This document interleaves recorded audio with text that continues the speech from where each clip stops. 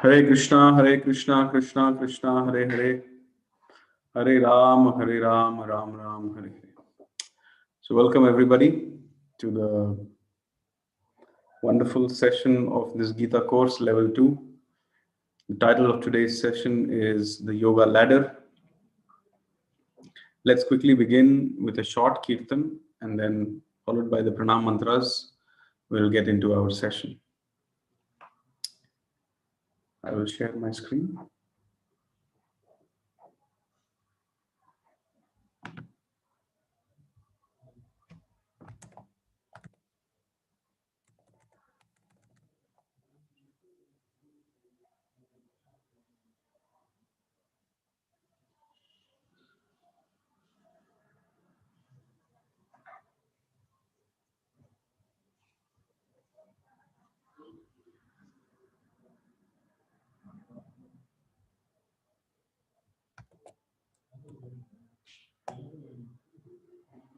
If you're able to see my screen and if you can hear me clearly, then can you please raise your hands?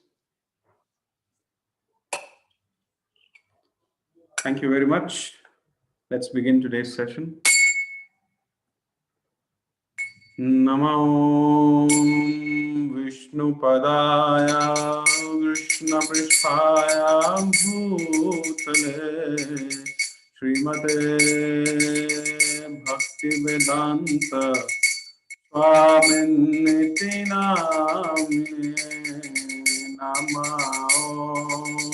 Vishnu Padaya Krishna Prishthaya Bhutale Srimate Bhakti Vedanta Swaminiti Namine Namaste Saraswati Deve Gauravani Pracharine Nirvishesha Shunyavadi Vashadyadeshatarine Namaste Saraswati Deve Gauravani Pracharine Nirvishesha Shunyavadi Vashadyadeshatarine Jai Shri Krishna Chaitanya Prabhu Nityananda Shri Advaita Gadadhar Shri Vasani Gaura Bhaktavinda Jai Shri Krishna Chaitanya Prabhu Nityananda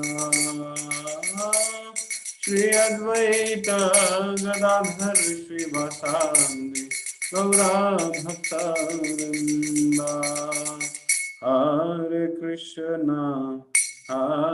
Krishna, Krishna Krishna, Hare Hare, Hare Rama, Rama Rama, Hare Hare, Hare Krishna, Krishna Krishna, Hare Hare. Hare Rama, Rama Rama, Hare Hare, Hare Krishna, Krishna Krishna, Hare Hare, Hare Rama, Rama Rama, Hare Hare. Hare Krishna, Krishna Krishna, Hare Hare, Hare Ram, Ram Ram, Hare Hare, Hare Krishna, Krishna Krishna, Hare Hare, Hare Ram, Ram Ram, Hare Hare. Jaya Radha Madhav Kunja Bihari Gopi Jana Vallabh Girivardhari Jai Radha Madhava Kunja Bihari गोपीजन Vallabh Girivardhari यशोदनंदन Braj जन रंजन यामुना तीरवनचारी यशोदनंदन ब्रज जन रंजन यामुना तीरवनचारी हरे कृष्णा कृष्ण कृष्ण हरे हरे हरे राम राम राम हरे हरे। युग धर्म हरिनाम संकीर्तन यज्ञ की जय।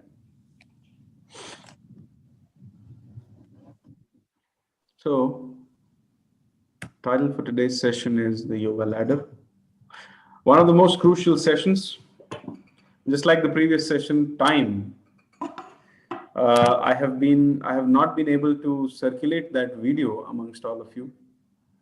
I don't know how many of you have got the opportunity to go back and actually revise that session, because it is one of the important sessions, not something which very easily is understood and digested. So I'll request all the devotees who are attending the session today, apart from attending the session, they should also, or they are requested to go and see the session again, make notes, revert with questions, because these sessions are a little technical. Just like the previous session was a little bit technical, this session is also a little bit technical. The reason why we are getting into such technicality is because we need to understand the superiority of Bhakti Yoga. We are trying to understand what is the yoga ladder and how are the various stages of the yoga ladder and how it is helping us and how Bhakti Yoga is really the most superior yoga system.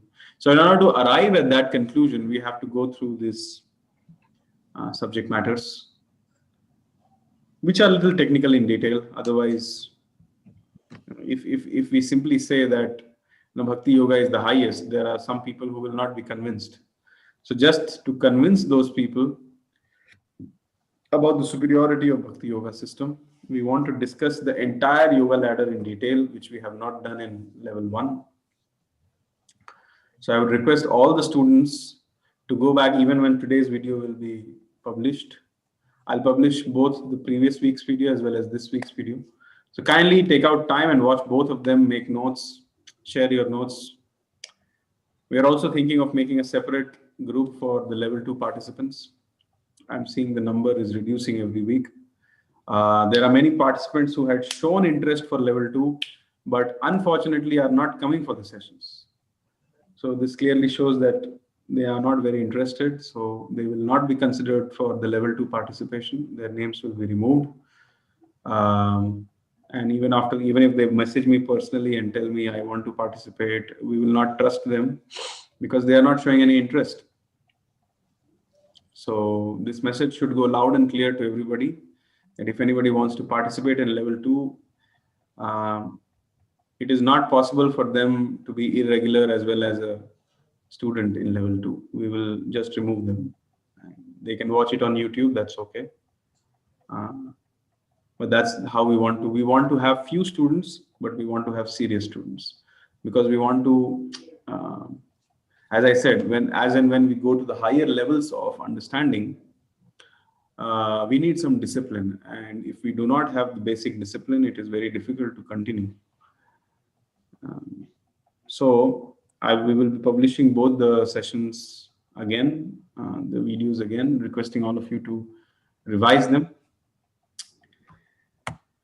This session is dedicated to His Divine Grace A.C. Bhaktivedanta Swami Prabhupada, founder Acharya of the International Society of Krishna Consciousness, who is my spiritual grandfather.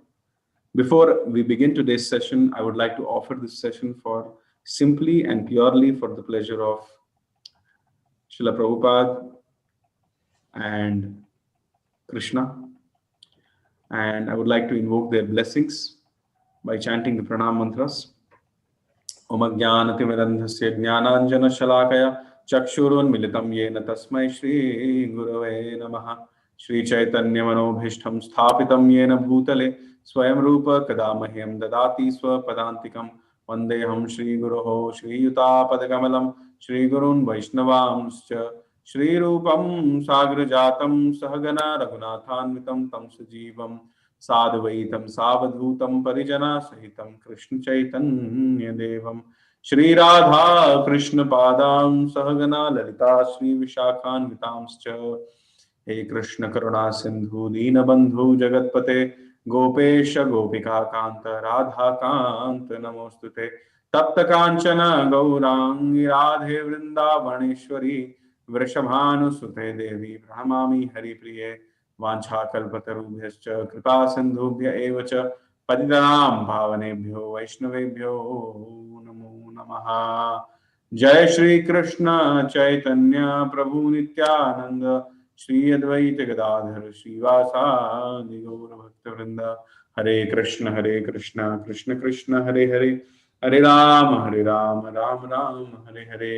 नमो विष्णुपादाय कृष्ण पृष्ठाय भूतले श्रीमते भक्ति वेदांत स्वामिन इति नामिने।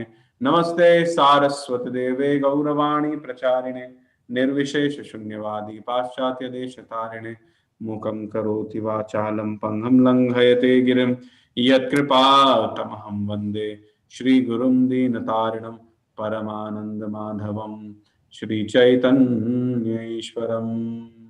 हरिः ओम् तत्सत्।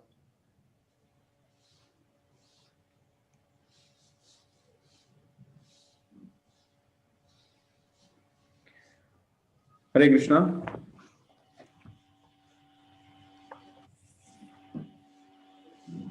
One second.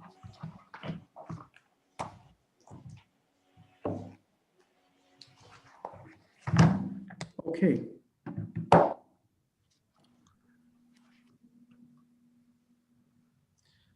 Is my voice clearly audible? Is there some scope for improvement? Is it okay? If you are able to hear me, can you type yes in the chat box, please? If there is some improvement needed, because I was playing around with the settings of Zoom yesterday. Okay, it's fine. Thank you. Agenda. We will not cover the entire agenda today because it is a little too much to take in just one session. So we will cover what is the yoga, different kinds of yoga, and progression of the yoga ladder. The other topics is Bhakti Yoga Complete, Krishna's choice of yoga, and what is the actual route. We have been telling how to go back home, back to Godhead. We have been telling go back home, back to Godhead. But we have not been actually discussing what is the route to go back home, back to Godhead, to the spiritual world. So these three topics we will cover in the next session. Today we will just try to understand what is yoga and what are the different kinds of yoga and what is the yoga ladder, progression of the yoga ladder, how a jivatma or a living entity slowly and steadily progresses in the yoga ladder. Okay, let's begin. Before even we start the discussion, the floor is open for all of you to just let me know what comes to your mind when you think about yoga. Can you type it in the chat box and please express your opinion? What comes to your mind? What is truly yoga? Some people say it is exercise.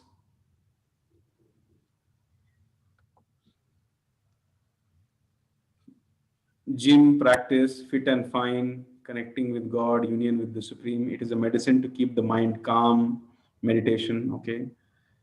Disciplining yourself to control your senses, maintaining harmony among the body and spirit, working without any fruitive result. Who said this? One second. Vinita Mataji, okay. Okay. Some very nice answers are coming. Okay, I missed some of the answers. Someone said conjunction. Deepmala Golami Mataji is telling conjunction. Rhythm Sharma Mataji is telling perfect back. Perfect back. I'm not understanding. It means no back pain. Is that what you mean? Okay. State Bhakti yoga, gym practice, union with Supreme. Okay. A form of meditation, concentration meditation, meeting God. Shashi Pandey Mataji tells that when you meet God, that is yoga. Connecting the soul with the super soul. Bhakt Angala Parmeshwari Mataji is telling Bhaktin Angala Parameshwari. Okay. Vaishnavi Mataji is telling something which connects us with the Supreme Personalities. Okay. Bringing peace to mind. Bhakti से जुड़ना. Santosh Mataji is telling, ठीक है, जुड़ जाएंगे. Silencing of mind. Just silence your mind, and that is yoga. Okay. Actual yoga is the realization of the Supreme. Sudha Mataji. First, Sudha Mataji is telling exercise, and then she is telling actual yoga is realization of Supreme. Balaji Radhakrishnan Prabhu is telling to understand the connection between the soul and the super soul. Very nice.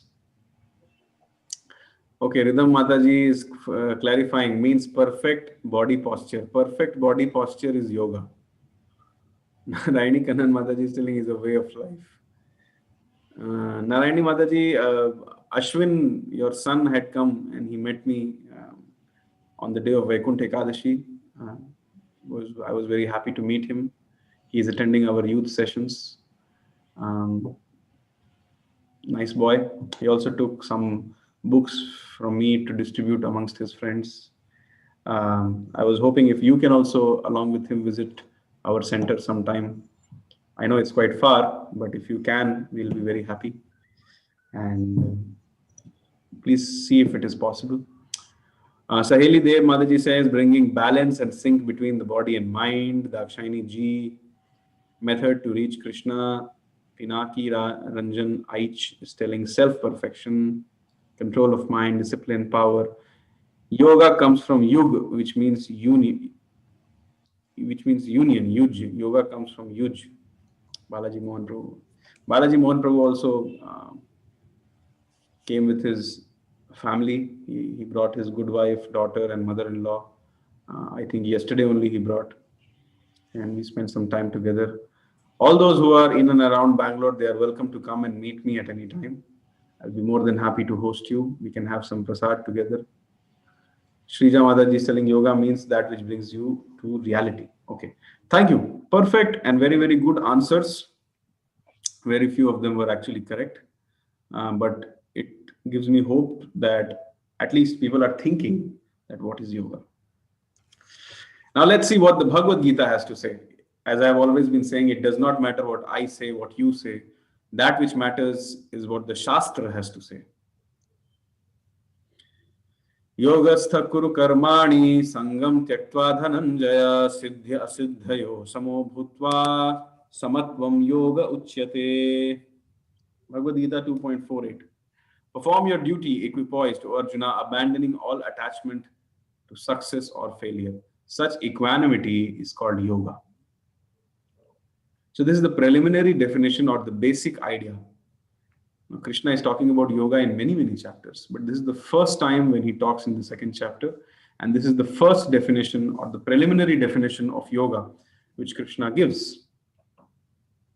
Basically, it talks about abandoning all attachment to success or failure and being in equanimity of existence. That is called yoga. Basically, it starts with becoming detached with success or failure, or even matter for that matter. It basically means we have to be equipoised.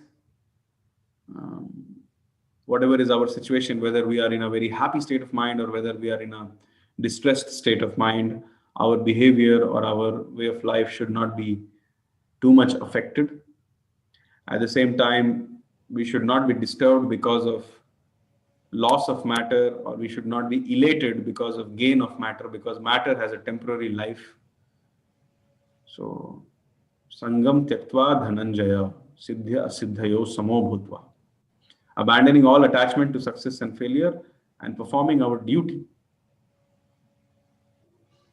So, this is our basic understanding of yoga. And some of you have also already said that yoga also means union or establishing the connection between the soul and the super soul. This is the correct definition of yoga, actually.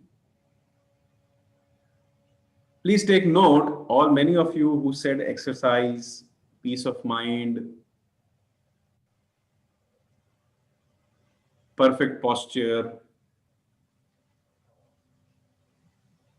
and all the other various corollary and peripheral answers which were given, they are all wrong because they do not actually talk about the yoga system.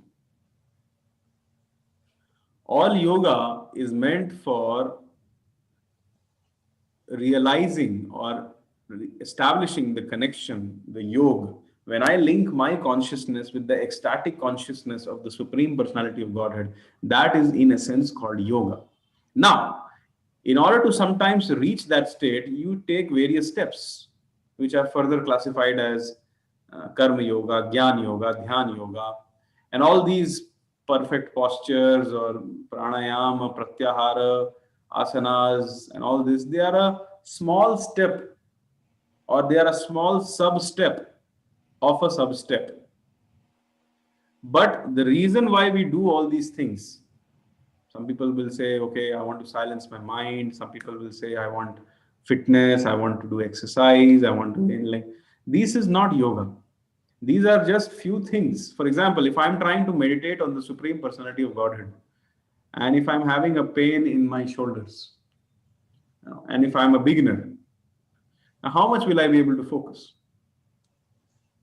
So if I do some small activity so that I can get rid of that pain, so that I can further peacefully continue my process of chanting Hare Krishna, Krishna Krishna, Hare Hare, Hare Ram, Ram Ram, Hare Hare, then is it wise to call that small activity which I did so that I can, because I'm not that much advanced, so that I get a little more peaceful environment to practice Krishna consciousness. The small activity which I did certainly is acting like a catalyst, but is it wise to call it as the complete yoga system only? Going to a yoga studio, bending your body, pressing your nose, this is not yoga. The purpose of yoga is to achieve God. Now, how many yoga studios or yoga centers or yoga teachers will actually tell you this purpose? None. Nobody talks about these purposes. And in the course of today's session, when we will be discussing the various forms of yoga, we will see that every yoga has some rules and regulations. And if you hear about those rules and regulations, you will realize that all those who are thinking that they are yogis, they are actually not yogis, they are bhogis. The present yoga system, which is being taught in the cities and various places, is basically an offer by the unscrupulous, dishonest, ignorant people of the society so that people may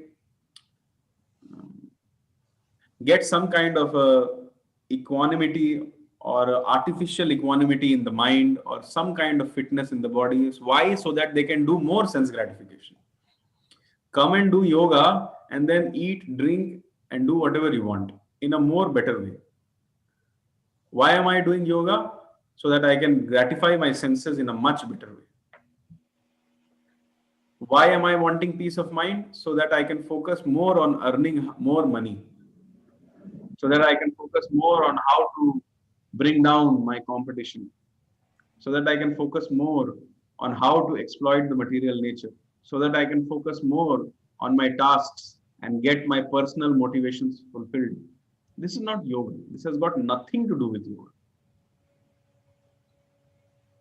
So, yoga means establishing our relationship with the Supreme Lord. Okay? This is the most mature definition of yoga, which Krishna will himself give towards the end. But for now, let's try to understand that yoga means some kind of equanimity of mind, a stage where a person is very equipoised in both happiness and distress, success or failure, and is seamlessly executing their prescribed duties so that they may achieve some kind of a higher destination. So this is the preliminary understanding with which we will begin our discussion.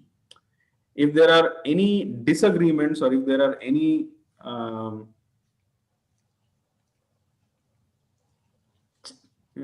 disagreements, please bring it right now, because this is the foundation of our session. Whatever conception or understanding of yoga which you had, which is other than what is mentioned in the Bhagavad Gita 2.48, please kick that out of your mind. All of you are very nice individuals, very nice, dedicated devotees of Lord Krishna. All of you are, sages of Kali Yuga. But whatever definition of yoga which you had in your mind, which is not in alignment with this, first kick it out of your mind, even before the discussion begins. And if there is some resistance in kicking it out, please bring that resistance in the chat box and ask whatever resistance or doubts or disagreements or apprehensions, premonitions, reservations, whatever you have, please bring it here right now. The chat box is open.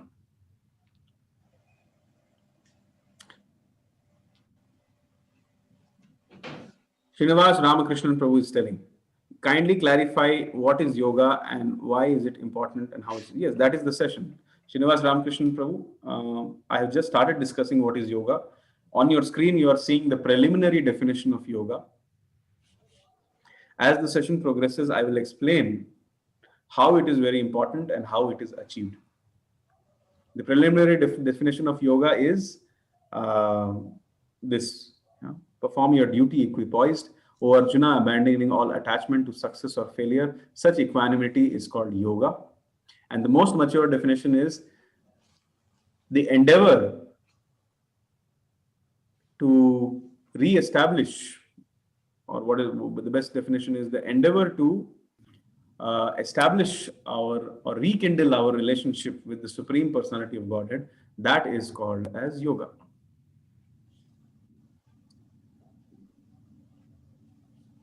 Prachi Mataji is clarifying, Prabhuji, whatever said, but the first step for yoga will be health only. Yeah, Prachi Mataji is saying, yes, health is very important. If you're not healthy, then you cannot practice Krishna consciousness. That is a very, very important fact. Human body is a boat. And if the boat is only not fit, then how will we cross the ocean of material existence? That is a fact. But please make it very clear. Let's make it very clear to ourselves. We are not denying that yoga is about health. We are saying yoga gives you supreme health. It not just gives you physical health, mental health, psychological health, emotional health, but it gives you spiritual health also. However, it has been noticed in the last 50 years, since the time various swamis, yogis started going to the West and started establishing the principles of yoga, started writing books about it. They have all, or at least most of them, have missed this central point that fitness is not the goal of yoga. Physical fitness is not the goal of yoga. I repeat, physical fitness is not the goal of yoga. Physical fitness is just a byproduct which comes.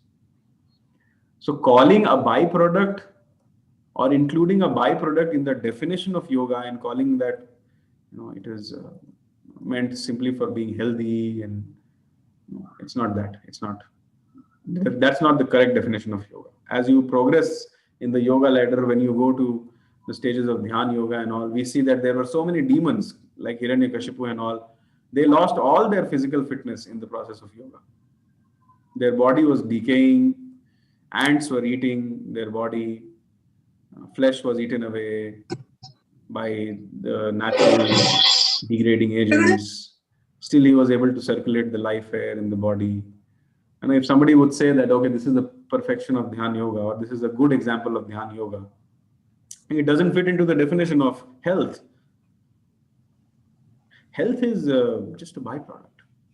And let me tell you, I have seen so many people who are not practicing this so-called asanas and the so-called modern yoga system which is being taught in the yoga centers, but they are super fit.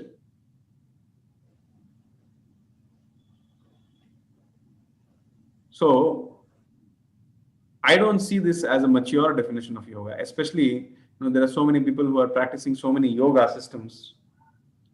They take their names also, like Patanjali and all. But if you actually read their books, what is the definition of Patanjali Yoga?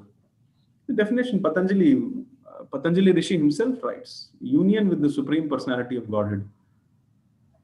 Re-establishing the relationship with the Supreme Personality of Godhead is the goal of all yoga system. But where is this taught? Where is it told that you come here, we will make you a devotee of Krishna by this yoga system? This is not talked about. You come here, I'll get you rid of blood pressure, I'll get you rid of diabetes, I'll get you rid of obesity, I'll get you rid of hypertension. All this is being publicized, and people, this is increasing the body consciousness of people only. I am this body, I have to do this Surya Namaskar, I'll become fit, then I can eat whatever I want, I can do whatever I want, I can go wherever I want, I can live the way I want, I'll be happy in life. So this kind of definition, of course, is certainly increasing the body consciousness of the people.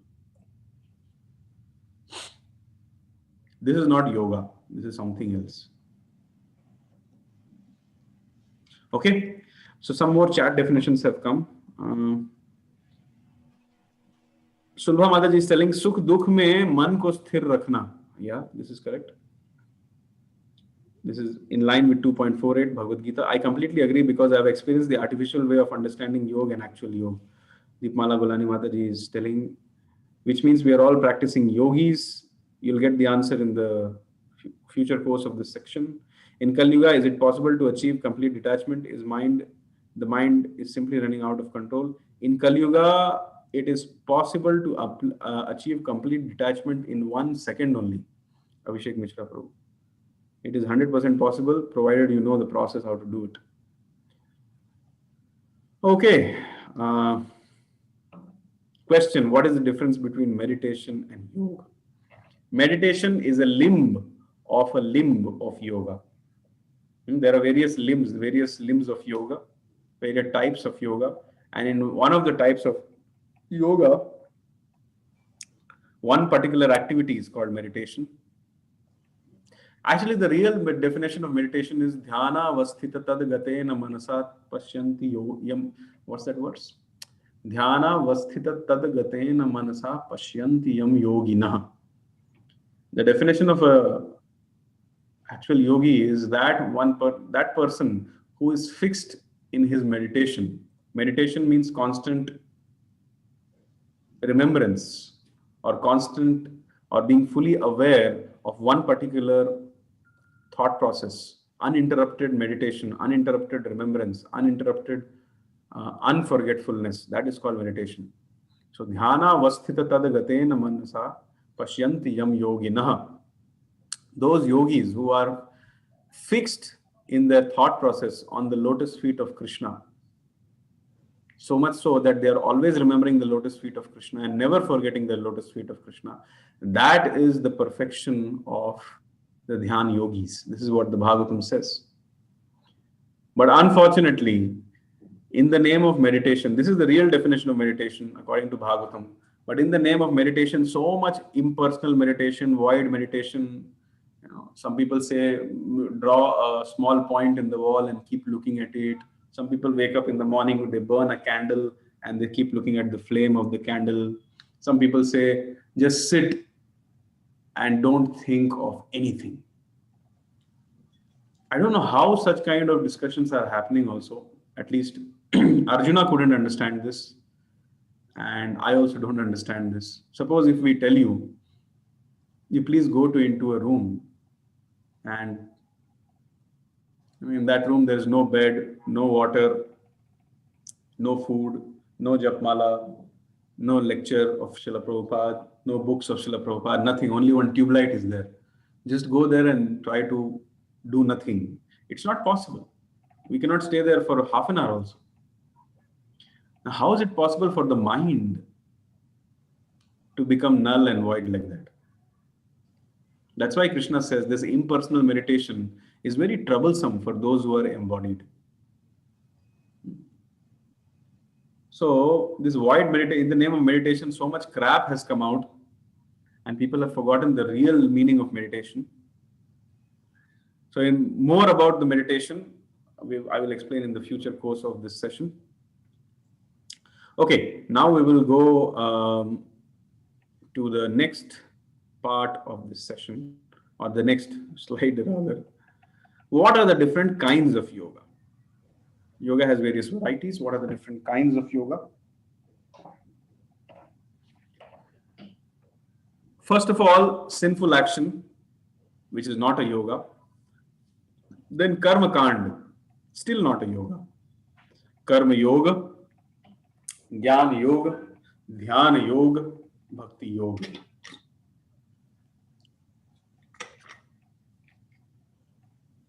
So as I said, through all these yoga systems, one is trying to achieve some kind of a destination. That's what we agreed in the first definition, Bhagavad Gita 2.48. That let's assume that they are trying to achieve some kind of a destination. So what are the various available destinations? I'm just seeing my personal notes also. What are the various available destinations? So in the previous level 1 session, while discussing that session, who is the real boss, we discussed the 3 kinds of destinations which are available to the transcendentalists. Does anybody remember those 3 destinations? If you remember, can you please type it in the chat box? I'm giving you a hint. There are 3 kinds of destinations.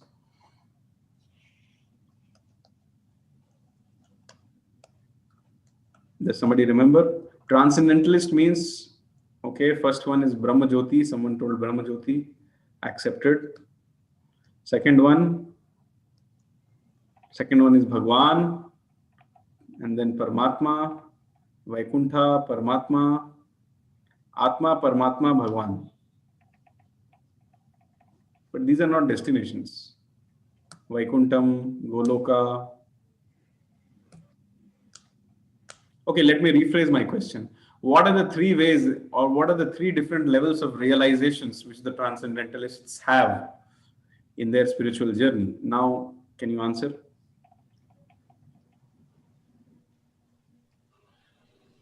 Hint. Seeing the mountain from a distance, going closer to the mountain, going further closer to the mountain. If this reminds you of some stages of realization in spiritual life. Do you remember? Only Krishna? Yes. Angala Parameshwari Mataji has answered. Impersonal realization, Paramatma realization, Bhagwan realization. That means Brahman, Paramatma and Bhagwan. Please don't bring in terms like Ishvara and all right now. So Brahman, Paramatma and Bhagwan. These are the 3 different destinations or the realizations which are available in the path of yoga system also. Because yoga system means yoga, if you see in the previous slide here, I've clearly said that sinful action and karma kanda is not yoga. So karma yoga, jnana yoga, dhyana yoga, bhakti yoga. These people will either achieve the Brahman or Paramatma or the Bhagwan realization. That means whenever the word yoga comes in, it talks about transcendentalists. Those who have understood that they are not this body but the spirit soul. That is the primary qualification to start the yoga process. And even before I discuss further, let me tell you, the moment the word yoga comes in, it should mean that it is meant for Krishna. I repeat, the moment the word yoga comes in, that means that activity is directly or indirectly meant for the pleasure of Krishna. Then only it can be yoga, because the highest definition of yoga is establishing our relationship with Krishna. So the moment you bring the word yoga in, that means it is Krishna consciousness. You can't be not knowing about Krishna, not trying to satisfy Krishna, but still claiming that I'm a Jnana yogi or a Dhyana yogi and things like that. Okay, I will explain this how. So the word yoga or the word yogi means they are transcendentalists. They have understood. They are not karmis and they are not poppies, definitely. So the available destinations are Brahman, Paramatma, and Bhagwan. Okay. I will again like to revise this concept because this concept is a little tricky concept. I know many students struggle in these concepts. So Brahman, Paramatma, and Bhagwan. It says, Vadanti tattva tattva vidas tattvam yajnanam advayam brahmeti paramatmeti bhagwan iti shabdayate. The absolute truth is realized in three phases of understanding by the knower of the absolute truth. And all of them are identical. Such phases of absolute truth are expressed as Brahman, that is the all-pervading and omnipresent aspect of Supreme Personality of Godhead. Paramatma, the all-knowledgeable and all-controlling aspect of the Supreme Personality of Godhead. And Bhagwan, the lovable person, where the devotee has a chance to do some service, is the Bhagwan aspect of the Supreme Absolute Truth. This is from first canto Bhagavatam, second chapter, shloka number 11. So maybe you can take notes in your notebooks. Brahman means all-pervading, omnipresent. Omnipresent and all-pervading are a little similar in meaning, but still, I've taken it from the purports of Prabhupada, so there must be some difference. We have to find out. All-pervading and omnipresent, that is Brahman. And Paramatma means all-knowledgeable and all-controlling. He knows everything and he controls everything. And Bhagwan means a lovable person where I have a chance of doing some service, and there are much more details to the Nam, Roop, Guna and Leela aspect. So these are the three different stages of understanding the Supreme Absolute Truth. All of them are correct. I repeat, all of them are correct. Brahman realization is correct realization. Paramatma realization is correct realization. Bhagwan realization is correct realization. The Bhagwan realization is the most mature realization, and the Brahman realization is the most preliminary realization of the Absolute Truth. I would like to again explain this with an example. Suppose the Indian Railways has laid down the rails in a very, very remote village which was cut off. So first time the train is coming in the village, and all the villagers or some part of the village community are there on the station. The station is not fully built right now, but they are eager to see the train. Now, when the train is coming, some of them, they see a light glowing on the front section of the train, and the sound is coming, that sound of the train. Some of them, they become very excited after seeing that, and they think, yes, I've understood what is a train. So they run back to the village and they say, train means light and sound. So we cannot say it is wrong, but we cannot say it's fully correct. However, there was some section of the villagers who still waited. They saw it is light and sound. But then when they waited, when the train came a little bit closer to the station, they saw this is not just light and sound. It is like a big snake. It is like it has a body also. And it is moving. And it is moving faster than anything which I have seen till now. I cannot run like that, as fast as a train. So then these group of villagers, they go back and tell in the village that train is not just light and sound, but it also has a body. It is made up of iron, and and it runs very fast, and it runs on steel, and there is some smoke coming out of it also. This is the second group of villagers. And the third group of villagers, which was the most patient and the most sincere, who was still waiting on the station, they saw that when the train comes to the station, they saw it is not just light, sound, body, but actually inside that body, there are people sitting. And they talk various languages. They wear various kinds of things. They sing, they dance. There is place to sleep. There is place to sit. There is place to eat. And the train is carrying all of them from one place to another. So then this group of villagers, they go back in the village and they say the train is not just light and sound, not just body which is made up of iron and which is moving faster than me on the steel and having smoke coming out from its front engine, but it also has people in it. And these people, they speak various languages, they wear various kinds of dresses, they eat, they sleep, they talk. Sometimes some people get in, some people get out from the train. So this is the real definition of train. So whatever these three groups of people in the village community understood, we cannot claim that any of them was wrong. But however, the first group had the most premature understanding of the train, and the final group, or the most patient, or you can say the fortunate group, because when people are running back to inform what the train looks like, it requires some kind of superior guidance. Somebody must have told this third group of people that you please wait, don't go. More is yet to come. More is yet to come. So the third group knows the train in the best possible way.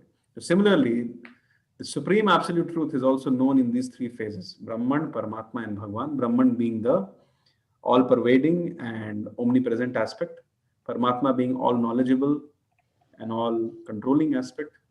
In Brahman, you see just a light.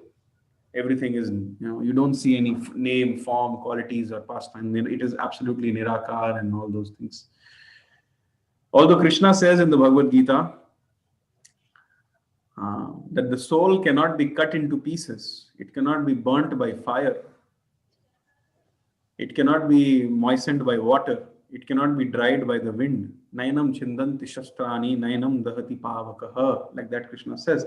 But still there are some Mayavadis who say this philosophy is called as Ghatakash Patakash philosophy. They give the example that there is water in a pot, or there is air in a pot. The pot is the body. So when you break the pot, the air which is inside the pot mixes with the air which is the absolute air. This philosophy does not stand in front of the statement of Krishna. Krishna says, the Mayavadis, they say that, they go and merge in that Brahman. They lose their spiritual identity also, just like air merging in the atmosphere. But this is wrong. Krishna says, Mamai Vamsa Jiva Loka Jiva Bhuta Sanatana. So Sanatana means eternal. From time immemorial, we are eternal, individual, living. Not that at some point of time Krishna was there and then one piece broke out of Krishna and that became Acyuta Arjunasakha Das. No. I'm a part and parcel of Krishna, small, tiny part. No. Eternally, Krishna was always there, I was always there. There was no such point where I was removed from Krishna or extracted out of Krishna.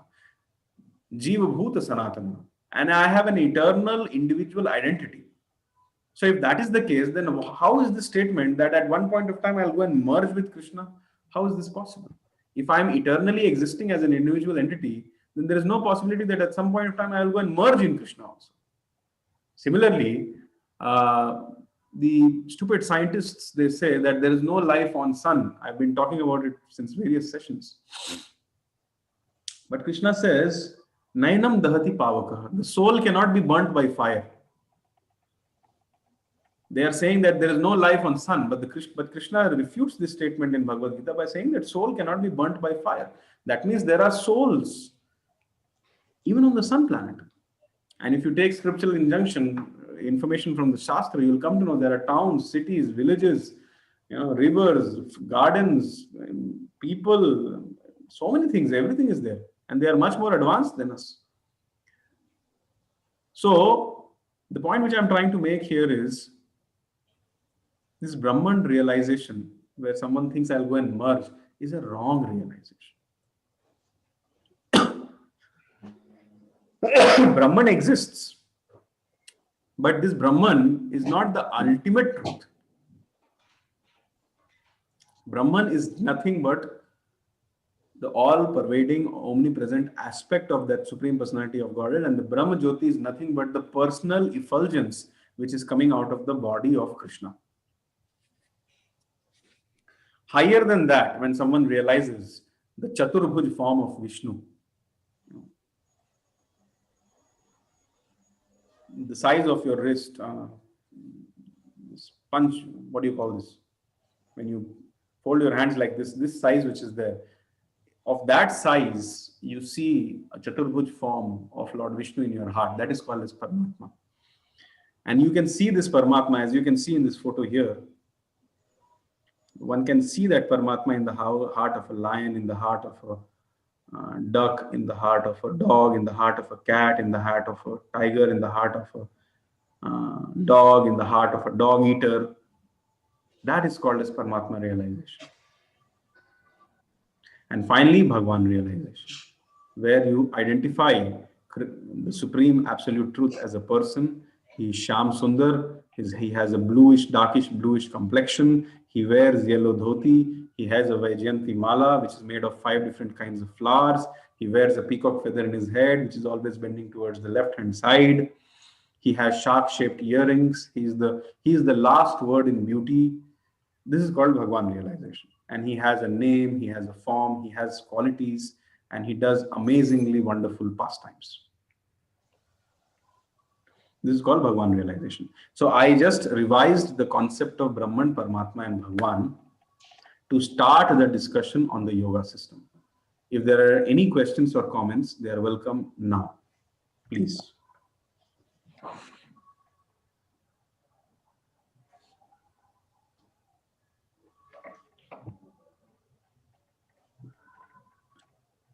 Avijit Padra is telling, Krishna mentioned that the soul will transfer from one body to another body. In that way, how it's matching today's death rate to birth rate.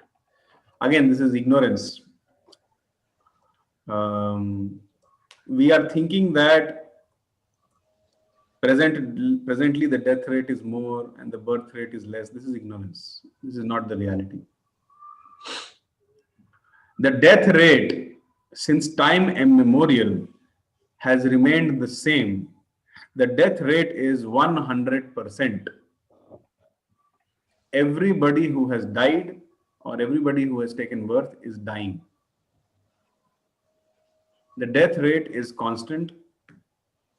Always. It is 100% in every country, whether there is corona or whether there is no corona. It is our material understanding which thinks people are dying more now. That's not the case. We don't know all the different kinds of souls who are existing. Did we really calculate how many ants died in the last 1 year? Did we calculate how many birds died in the last year? No, I can just take a count that in the last 10 days, 50,000 cockroaches have died in my house. So that means the death rate is increasing. If I speak like this, everybody will laugh at me. How can you say this? All the people whom I knew, they are still alive. How can you say death rate is increasing? So please don't consider just the human section and make such statements. There are 84 lakh species of life. The soul, there is a soul. The souls reside even inside the stone. Souls are there even in the earth. Souls are there even in fire. Souls are there even inside your own body. The water which you drink has so many bacteria and microbes, and the earth has some. So how can you say that the death rate is increasing? Do you really know the total count of spirit souls in this universe? And if you do not know the total count, then how can you make a calculation saying that the death rate is increasing? Actually, these statements have no basis if you actually try to analyze that. Okay, I'll take one more question because I have a lot to cover. Okay, question by Abhishek Mishra. If Krishna always existed, then we have always existed, then how Krishna is our creator? Again, this is material point of view, material understanding. In our material understanding, we cannot think of something which has no creator. You know, if we see something, we always think there has been, there has to be a creator. We cannot understand a point or a concept that something has always existed. Nityo nityanam chetanas chetananam eko bahunam yavidhati kaman. It requires a little more clarity. So, of course, the scriptures also say that Krishna's first expansion is Balram and second expansion is Srimati Radharani. And he expanded himself into various parts and parcels to enjoy loving relationships with them. But when this expansion happened, the time only did not exist. Time as an element comes only in the material world. And even there, it is very difficult to trace out how a Jivatma came to the material world. Nobody, no authority can tell you this. Neither the scriptures can tell you this. Because there was a time when even time did not exist. So these are very, what can I say, speculative questions. That if always we have existed, then how is Krishna our creator? We are part and parcels of Krishna. We have always been existing. This is the only understanding which we should stick to. If we really try to find when, because Krishna says Jiva Bhuta Sanatana. He is Sanatan and the living entities and part and parcels are Sanatan. But Krishna is saying Mamay Vamsha Jiva Loka. They are my part and parcels. That means it is clear. That means it is clear that Krishna, on the statement of Krishna only we have to take it. That Krishna is our creator. We are his part and parcels. He has expanded himself from it. Another way to understand this is that, again, this is material understanding. If you take an apple and if you cut it into half, then that which remains is another half. So creation implies that if from something I'm trying to create, if from a gold mine, if I'm taking out some particles of gold and calling it as a part and parcel of the gold mine, then the gold mine is reducing in size. But spiritual mathematics is not like that. Spiritual mathematics means Krishna can unlimitedly create all the time. Still, he can remain Krishna with no change in him. So we are all part and parcels of Krishna. We have always been existing. Krishna can never be vanquished. We can never be vanquished. That is the point which we have to understand right now. Our constitutional position is determined on the authority of the statements of Krishna. Jive Swarup Hai Krishna Nityadas. Lord Chaitanya told this to Sanatan Goswami. This is the eternal constitutional position of Krishna. Krishna says, Man mana bhav mad bhakto madhyaji mam namaskuru. On the authority of the statements made in Bhagavad Gita, we have concluded that this is our constitutional position. Abhishek Mishra Prabhu, if you try to understand this from the tiny material brain which we have, from that perspective, if you try to understand, even if you spend 10,000 lifetimes trying to understand this, you'll never understand. Because these concepts are achintya, inconceivable. Bhagwan is born and Paramatma is not. This is also a wrong statement. Krishna says in the Bhagavad Gita, Janma karma chame divyam evam yo veti tatvata.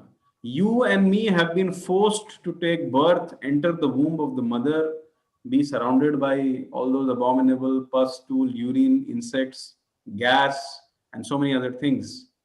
But Krishna doesn't appear like that. He says, Janma karma chame divyam. By his own sweet will, he just manifests himself. So he's not born.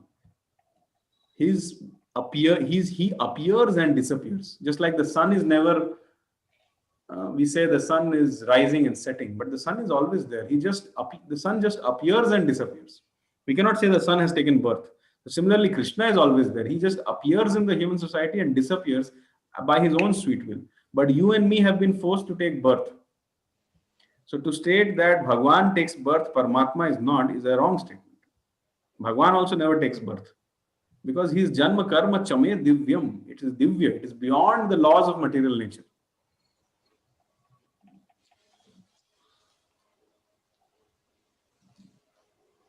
Okay, now I will end the discussion.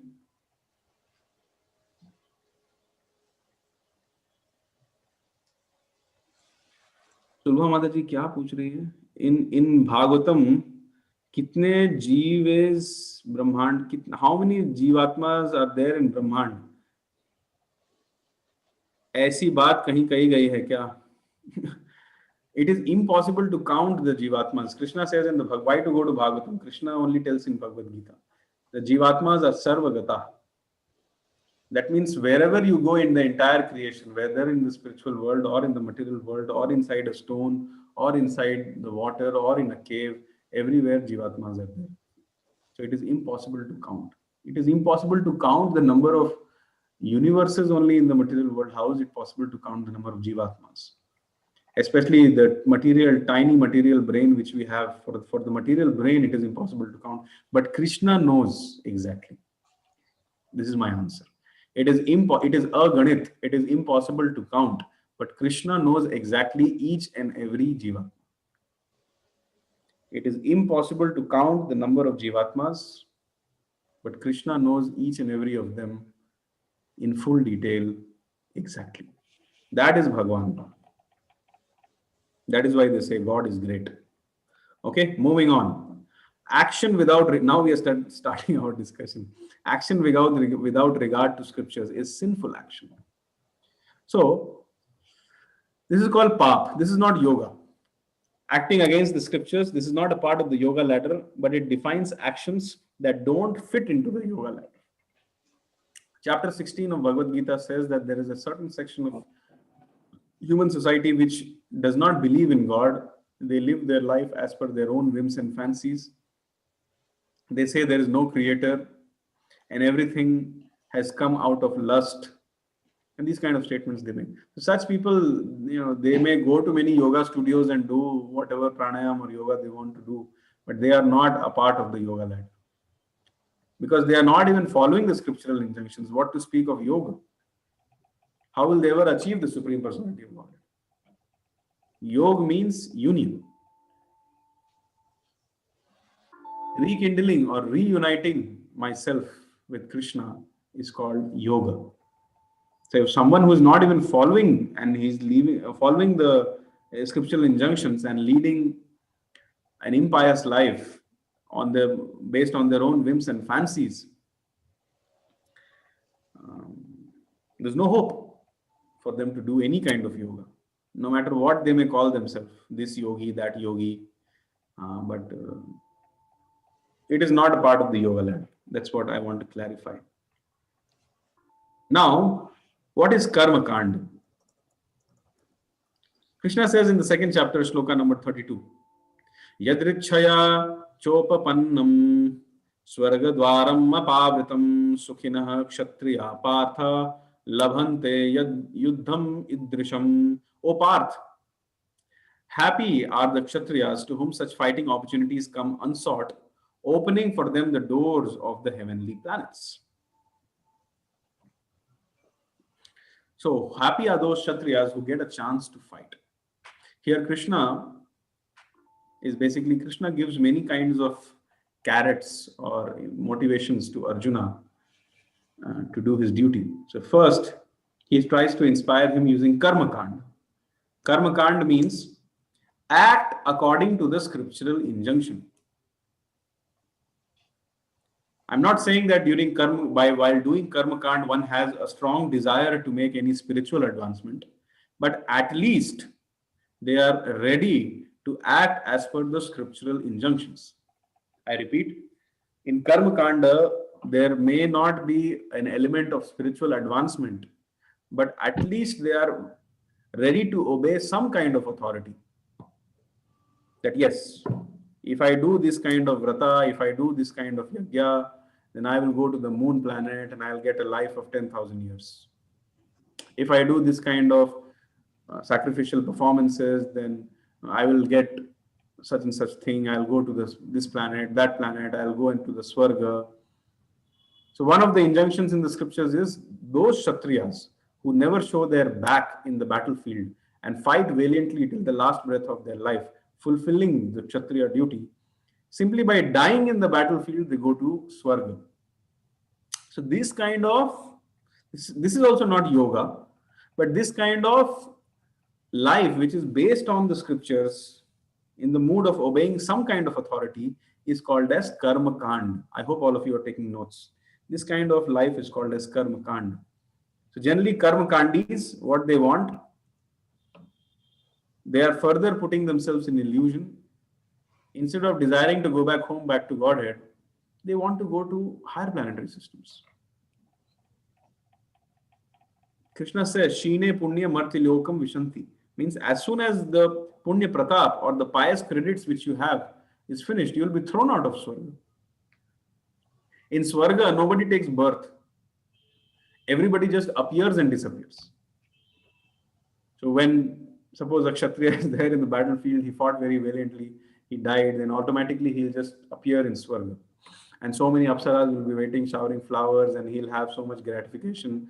But as soon as his pious credits are over, he'll be forced to come back to the earth again.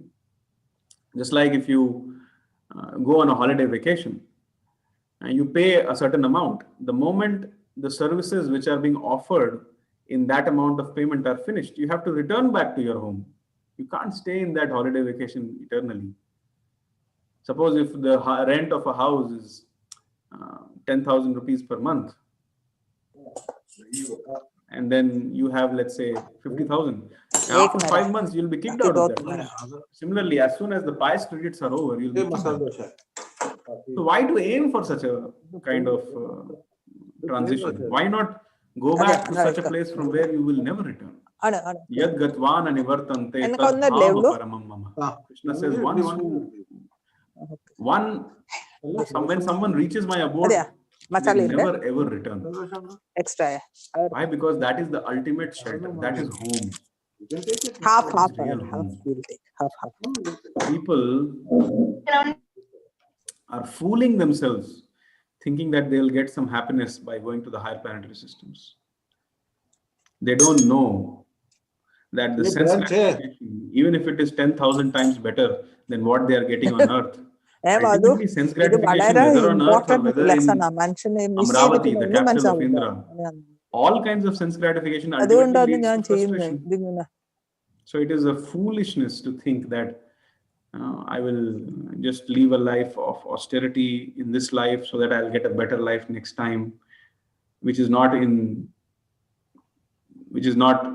directing me towards Golok Vrindavan or back to Godhead. That is foolishness. So this is called Karma Kanda. This is also not yoga. So just Google search. Google is telling this is Swarga. So this photo has been put here. I don't know. Krishna Prabhuji. Somebody was on real photo of Swarga, but this is what Google says. Unmute actually. Disclaimer, those who want to go to Swarg, those who are foolish enough to desire to go to higher planetary systems, the actual higher planetary system may not look like this. Okay. So that is why Karma Kand is not a part of Yagya, what can I say, yoga ladder. But as I said,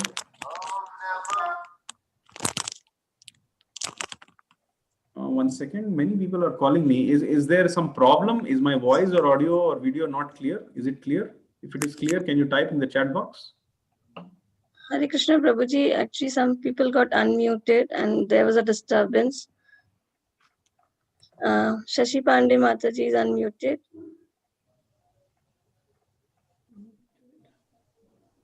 Can you hear me, Prabhuji? Okay, the background speech is there. Okay, one second. I've shared my computer sound.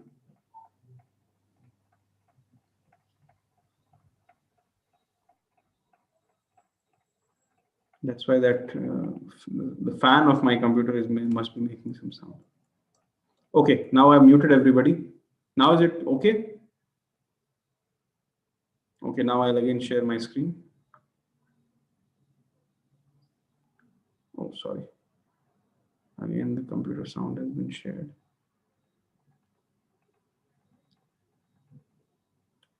Is it better now?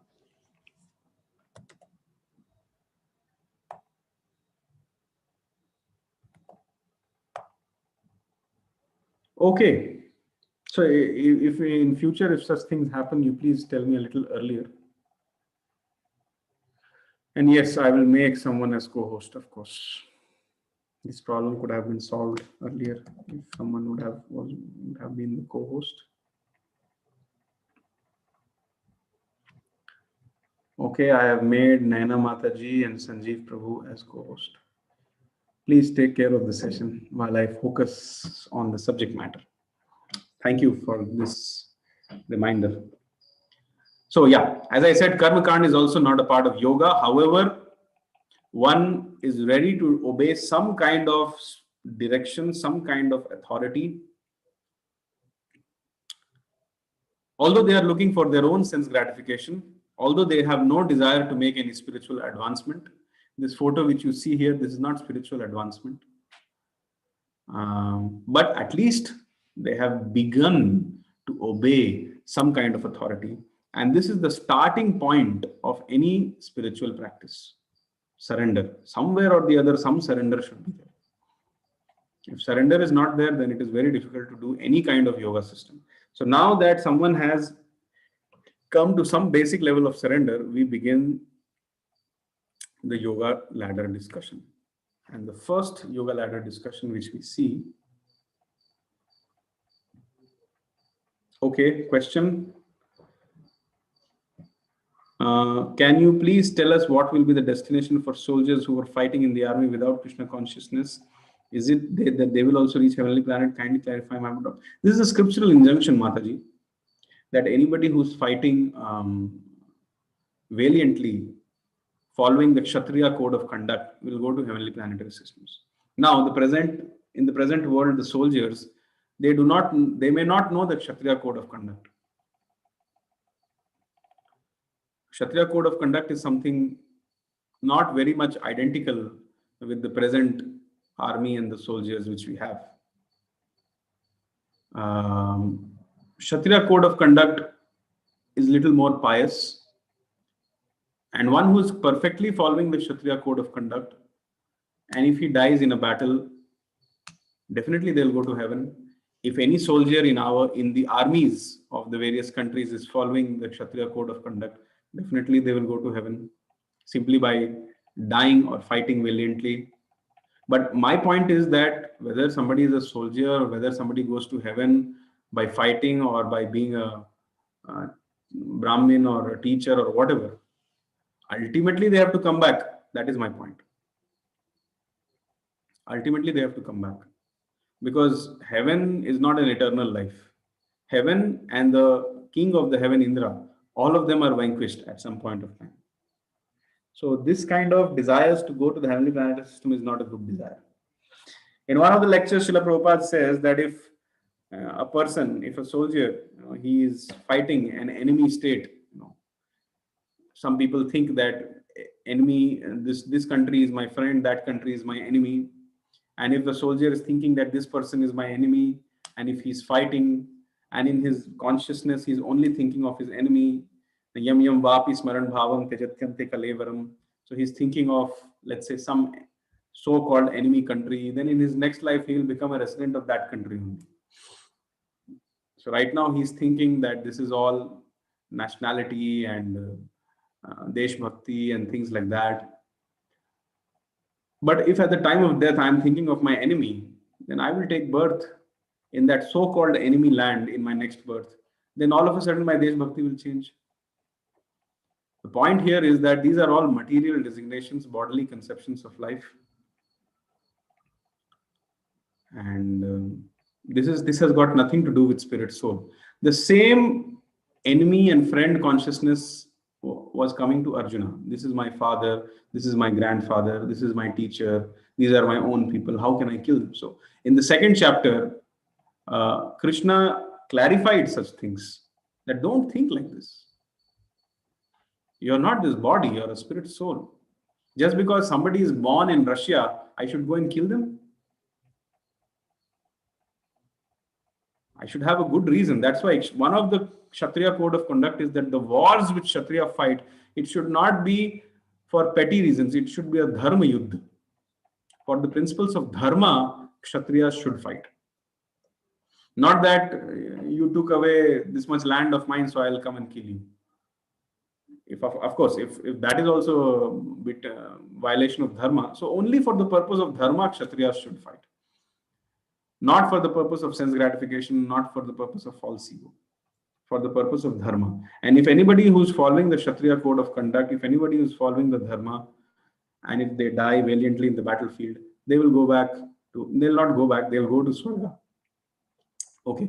Srinivas Ramakrishnan Prabhu is telling, kindly do not, okay, if there is anything in this slide which has hurt your sentiments, I'm sorry. Please convey it to me personally what hurt you in this picture.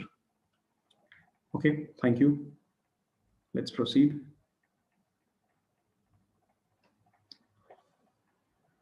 Bhagavad Gita 3.6. Now we are coming to the discussion of what is Karma Yoga. Yastva Indriyani Manasa Niryam Ya Rabhate Arjuna Karmendriyahi Karma Yogam Asaktaha Savishishyate. On the other hand, if a sincere person tries to control the active senses by the mind and begins Karma Yoga in Krishna consciousness without attachment, he is by far superior. I'll repeat it again. This is Karma Yoga. We are beginning to discuss Karma Yoga.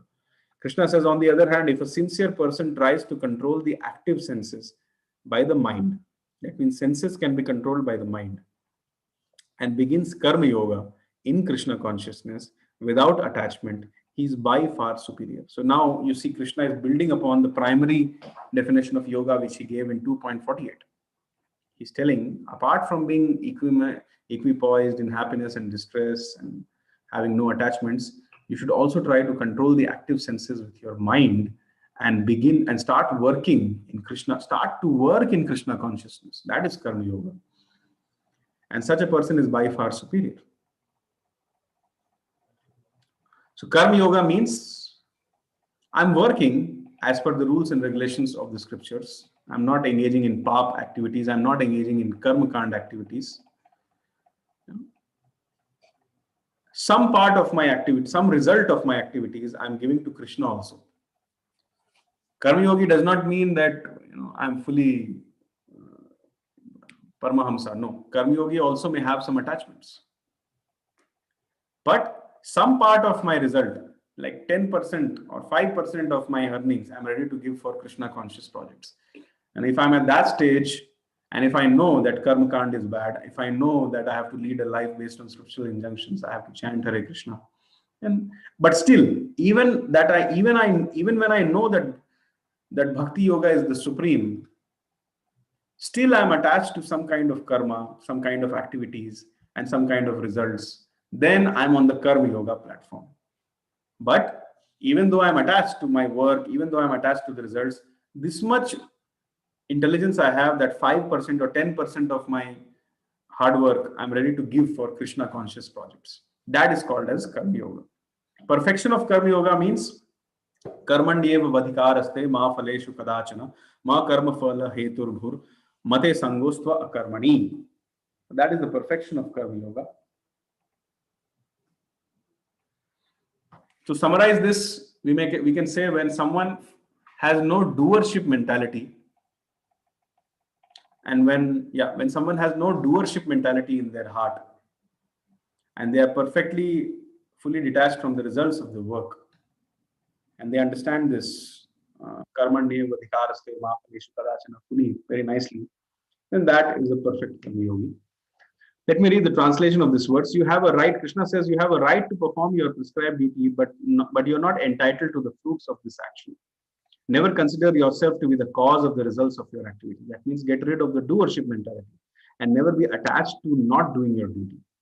So basically, don't become attached to the results because the results belong to the Lord. So to some degree, the detachment has started to come. Karma Yogi has no doership mentality. He feels that I have no claim on the results. He develops some kind of detachment. That is the perfection of Karma Yoga.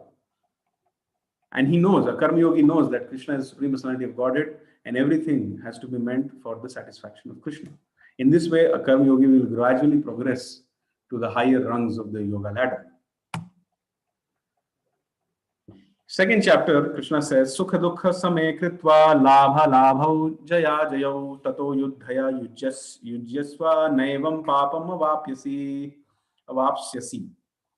Do thou fight for the sake of fighting without considering happiness or distress, loss or gain, victory or defeat. And by doing so, you shall never incur sin. That means if you are not attached to the results of the work, that means if you don't claim any proprietorship or ownership of the results of your work, you don't have a desire to enjoy them, then sin will not touch you. Of course, one cannot say that, okay, I will engage in theft and dacoity, or I will engage in prostitution, or I will engage in murder, and I'll not be attached to the results also. No. First of all, you have to act as per the scriptural injunction. Then you have to not have any ownership or claim of, or any kind of attachment or desire to enjoy the results. That, and at the same time, you should know that Krishna is the ultimate doer, and I'm doing this for the happiness of Krishna. That is Karma Yoga. However, Karma Yoga has some classifications, which I will very soon tell. The point which I'm trying to say here is that development of detachment from the results to some extent, from that point, Karma Yoga begins. Okay. So, simply if someone can start doing Karma Yoga, their life will become very, very happy. There is a very famous book in psychology written by one of the devotees in which Krishna conscious message is only being told. That book is called as Man's Search for Happiness. So there he has taken use cases of people in World War II, and then he described the concentration camps by Hitler. And then he was telling how those people who had a higher purpose in life could survive that concentration camp. But those who didn't have any higher purpose of life and were just desperate to get out from there and save themselves, they couldn't survive it. But those who had a higher purpose or a higher goal, those who saw something higher in play, they were able to survive. So therefore, that from there he was concluding that those who simply work for the temporary success and failures, they never get success. However, those who work for a higher goal or a higher cause, success runs behind them. This is the kind of conclusion which he was bringing. I found it very interesting, so I've included here in my talk. That is also there is also a kind of Karma Yoga. You are seeing a higher purpose, a higher motive. So the highest motive is Krishna. One should be very clear why I am going to work, why I am going to office. That is Karma Yoga. I am going to office so that I can get some Lakshmi, so that I can maintain my family, invite Vaishnavas to my home, serve them nice prasad. I can worship the deity very nicely. I can offer Chapan Bhog at least once in a month to my person, to the deities in my house. I should be able to help the other devotees in various Krishna conscious projects. This is Karma Yoga. However, if somebody is not having this aspect, but at the same time, a Karma Yogi understands that, I don't have that level of faith also. If somebody tells me to give up my job, I will be in anxiety. So I'm stuck at this level. Although I know Krishna is maintaining me, but I cannot fully translate it into my actions. So here comes two kinds of Karma Yoga. Karma Yoga can be Sakam Karma Yoga, and Karma Yoga can be Nishkam Karma Yoga. Sakam Karma Yoga means attached to work and also to the results of work. However, a portion of the result is sacrificed for Krishna or Krishna conscious projects. That is called Sakam Karma Yoga. Nishkam Karma Yoga means no attachment to the result, but there is attachment to the work. That means they don't want the results. They are not, Nishkam Karma Yoga means they are not interested in enjoying the results of the work, but they are not necessarily doing it for the pleasure of God also. They are doing it because they like it. So that is Nishkam Karma Yoga. So if I give up, so for example, Sakam Karma Yoga is like, I like the work, I'm doing it, the results which are coming, I want that also. But yes, if I want to advance, let me give some part of it for the book marathon or for some Krishna conscious project. Nishkam Karma Yoga means like I'm a painter. I do some paintings and these people come and take my painting. They sell it for lakhs of rupees. I don't bother. I don't care. I just need 2 rotis. I don't want lakhs of rupees. But if you take the brush out of my hand, I will die. That means he is a Nishkam Karma Yogi. But he's too much attached to the work also. This is Nishkam Karma Yoga. Still, the idea of complete dependence of Krishna has not come into the picture. Please take note. If somebody will tell a Nishkam Karma Yogi that you please give up your profession,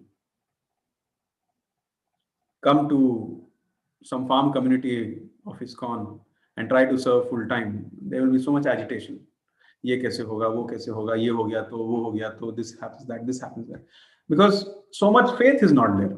So much realizations are not there.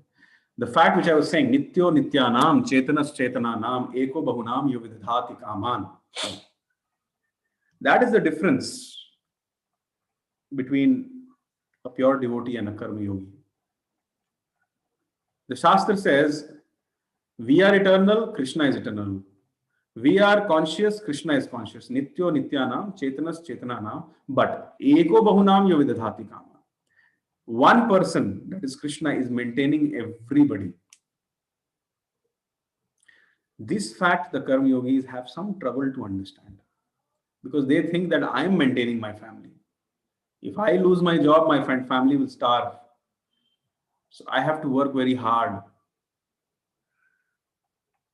A similar pastime is there. It is narrated very nicely. It is called as the Narad and Mrigari pastime.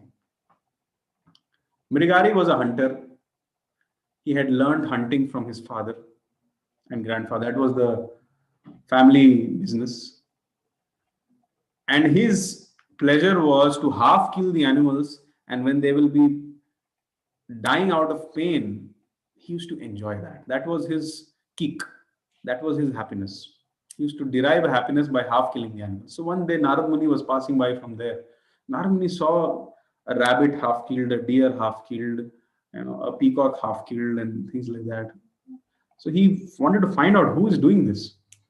So he came into the forest, and when he came there, all the animals whom the hunter was aiming at, they fled. So the hunter got angry and wanted to, abuse Narad Muni, but seeing the transcendental personality of Narad Muni, he could not abuse. That means he had some pious credits. This Mrigari, the hunter. So Narad Muni told him that, why are you doing? Why don't you kill them fully?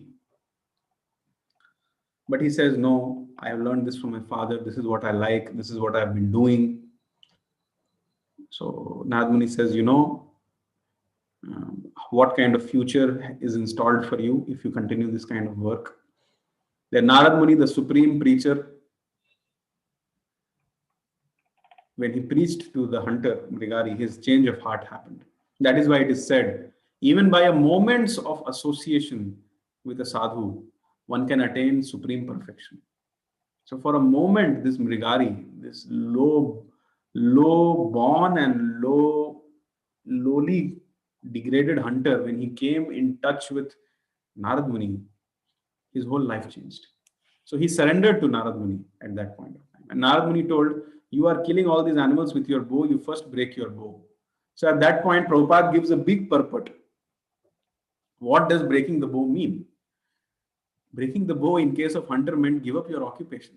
So the hunter Mrigari asked the natural question that if I give up my occupation, how will I eat? How will I survive?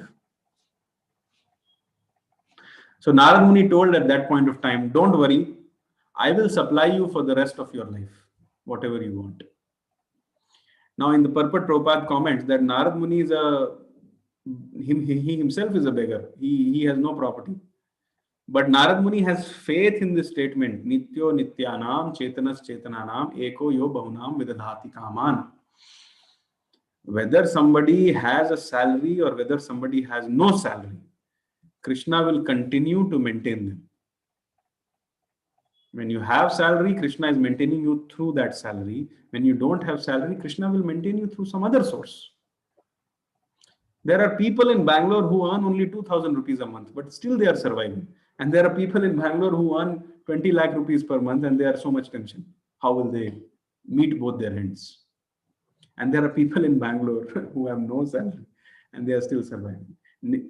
Please understand, the salary is not the source of your maintenance. Some of my students, when they lose a job, they go crazy. Ab kya hoga? Kya khayenge? Kya piyenge? Are bhai, you please understand, it is not the salary which is maintaining you. It is Krishna which is maintaining you. Even when you don't have any salary, your child has no salary, but he's being maintained. That blue whale who eats 300 tons of food 300 times a day, 3 times a day, Krishna is maintaining. That elephant who eats hundreds of bananas in one shot, Krishna is maintaining. That ant, Krishna is maintaining. So if Krishna is maintaining so many living entities, why can't he maintain you who needs only 2 rotis and little bit of rice and rasam? But yes, the false ego will come in between. How can I, serve Krishna and get my, I want to be independent. Okay, keep struggling. So here, now we are transitioning from Karma Yoga to Jnana Yoga. Okay, but still, Karma Yoga part is left. No. Karma Yoga, this was the limit of Karma Yoga. That they understand that they have to get rid of the doership mentality. They understand that they should not be attached to the results, but they are stuck at that platform. They cannot believe Nityo Nityanam, Chetanas Chetananam, Eko Bahunam Yavidadhati Kama. They are still attached to some degree, my mother, my father, my sister, my daughter. So when somebody transcends a little bit higher, they enter into Jnana Yoga. So now we are discussing something about Jnana Yoga. Are all of you with me till now, or have I lost all of you? If you're all with me till now, please type yes in the chat box. Okay, thank you for being awake.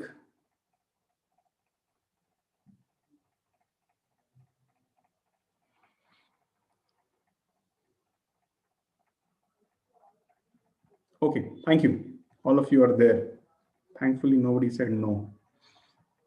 Please be awake. Now we are entering into Jnana Yoga. Avyaktadini bhutani vyakta madhyani bharata avyakt nidhananyeva tatraka paridevana. All created beings are unmanifest in their beginning and manifest in their interim state, and unmanifested again when annihilated. So what is the need of there? So what need is there for lamentation? So this is called Jnana Yoga, yoga by analysis. So Krishna is telling everything is unmanifest in the beginning, manifested in the interim state, and ultimately when everything is annihilated, it will again become unmanifested. So why are you worrying? Just fight. Don't worry. So thinking philosophically and trying to reason out things like that, it breaks the attachment which we have. Please take note.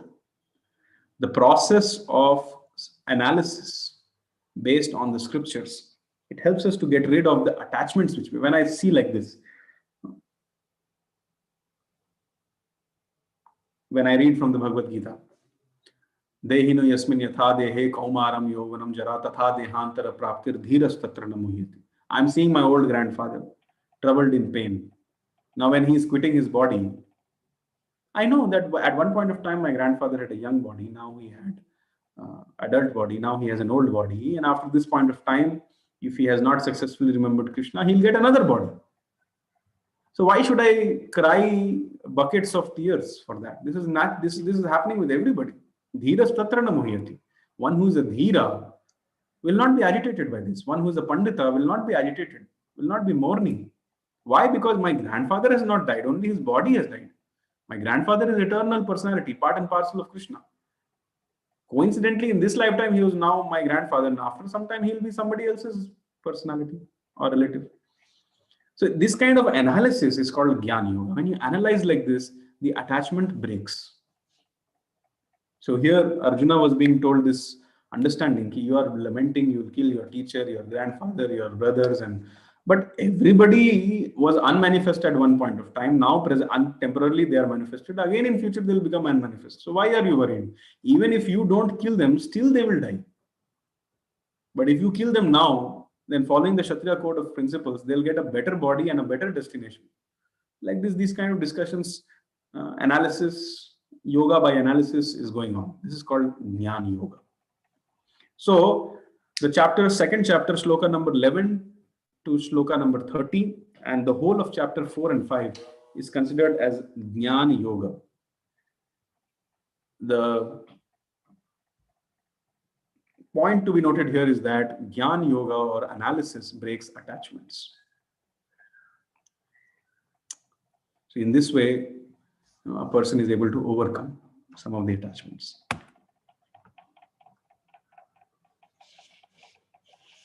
Jnana Yoga. When we perform action, there is a chance of performing some mistakes, so better avoid action. Material action is performed by three modes of nature, so why do any action? And two kinds of things are encouraged in Jnana Yoga, that is knowledge and analysis based on that, and inaction. So Jnana Yogis, you'll see, they are just sitting in one place and they are simply thinking and thinking and thinking, speculating. And one advantage is that they are not getting involved in this karma kand and the results of attached karma and things like that, because they are just thinking and speculating. They are inactive most of the times. And through the process of reasoning, through the process of Sankhya, logic, reasoning, they are able to overcome some kind of attachments also. That is called Jnana Yoga. But the problem in Jnana Yoga is that it is very, very difficult. There is hardly any Jnana Yogi in Kali Yuga, because ultimate Jnana is to know Krishna. Okay, some chats have come. Okay. These questions I'll take at the end of the session.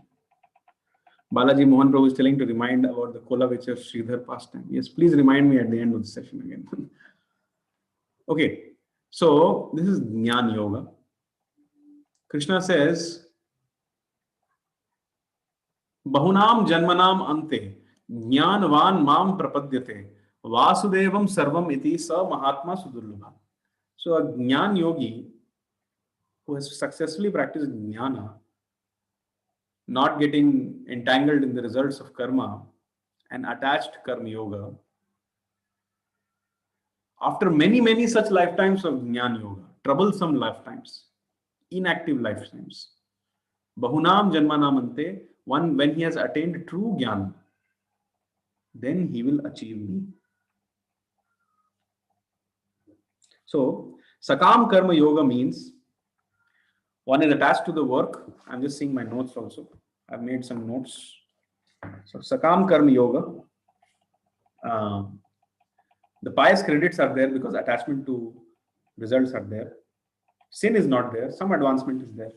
Nishkam Karma Yoga means no pious credits are there because there is no attachment to work. There is no attachment to results. And then there is, of course, no sin involved. Jnana Yoga means empirical transcendental knowledge is involved. That means the purification of heart starts happening. One has no doership mentality. A Jnana Yogi has no doership mentality. And at the same time, this empirical transcendental knowledge of body and soul comes into the picture.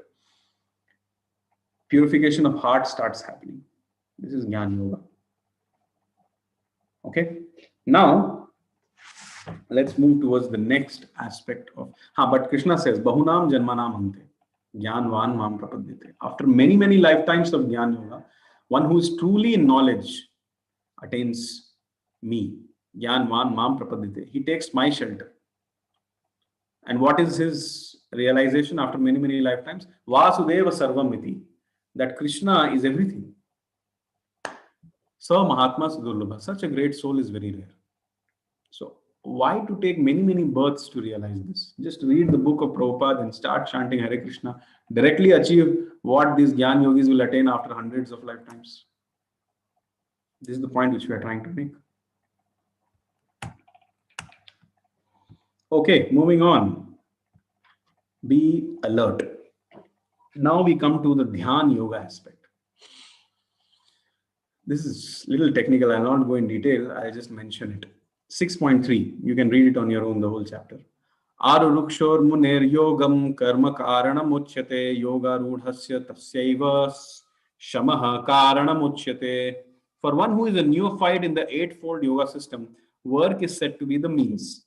And for one who is already elevated in yoga, cessation of material activity is said to be the means. So yoga rurukshu stage means beginners in Dhyan yoga, and yoga rudha means perfected people in Dhyan yoga. Dhyan yoga is gradual movement towards further gradual movement from Jnana yoga is called Dhyan yoga. Dhyan yoga is the stage where one starts getting Paramatma realization. Here also inaction is recommended. So I will tell you the various stages of Dhyan yoga in that the first 5 stages, Yama, Niyama, Asana, Pranayam, Pratyahar, along with Nishkam Karma Yoga is called as a Yoga Rurukshu stage. And Asana, Pranayam, Pratyahar, Dharana, Dhyan, Samadhi, along with the sannyas aspect is called as the Yoga Rudha or the perfected yogis. So Krishna is explaining this. For more details, refer to the purport of 6.3. You'll understand more. One point of which I forgot to mention, all these so-called yogis, karma yogis, jnana yogis, dhyan yogis, you know how they attain their perfection in yoga? By the touch of a devotee or by the touch of a bhakti yogi of the Lord. A karma yogi becomes a perfect karma yogi by the touch of Krishna consciousness or by the in touch of a devotee. Similarly, a jnana yogi perfects his jnana, Vasudeva Sarvamiti. Some devotee has to come and tell him, oh fool, oh idiot, from last 50,000 lifetimes, you're just speculating on a mental platform. Stop that, Krishna, Sarva Karana Karanam. Then his jnana will get the original fruit. Otherwise, he'll be moving in the Brahmajyoti here and that and back and forth, back and forth. So a Gyan yogi attains his perfection by the touch of a devotee. Similarly, a Dhyan yogi will also attain perfection by the touch of a devotee. So all the yoga systems, the result or the intended result of this yoga system comes with the touch of bhakti or by the touch of a devotee.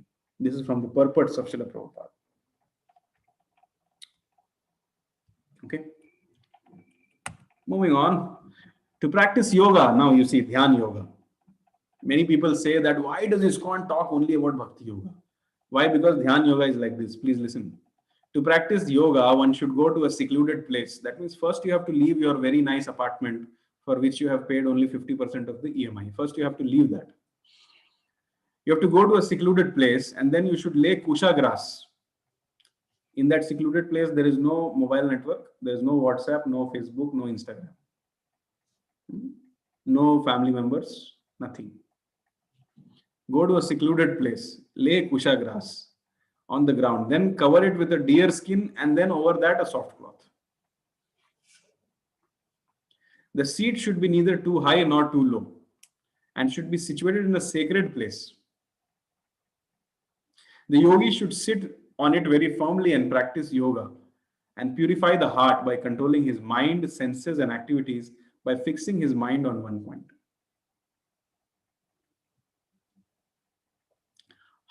How many of you are ready to do this kind of yoga? Please type yes in the chat box if you are ready.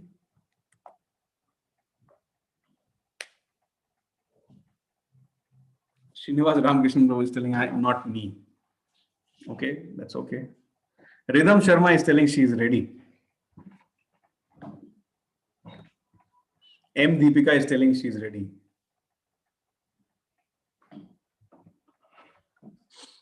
Maya Singh is telling she is ready.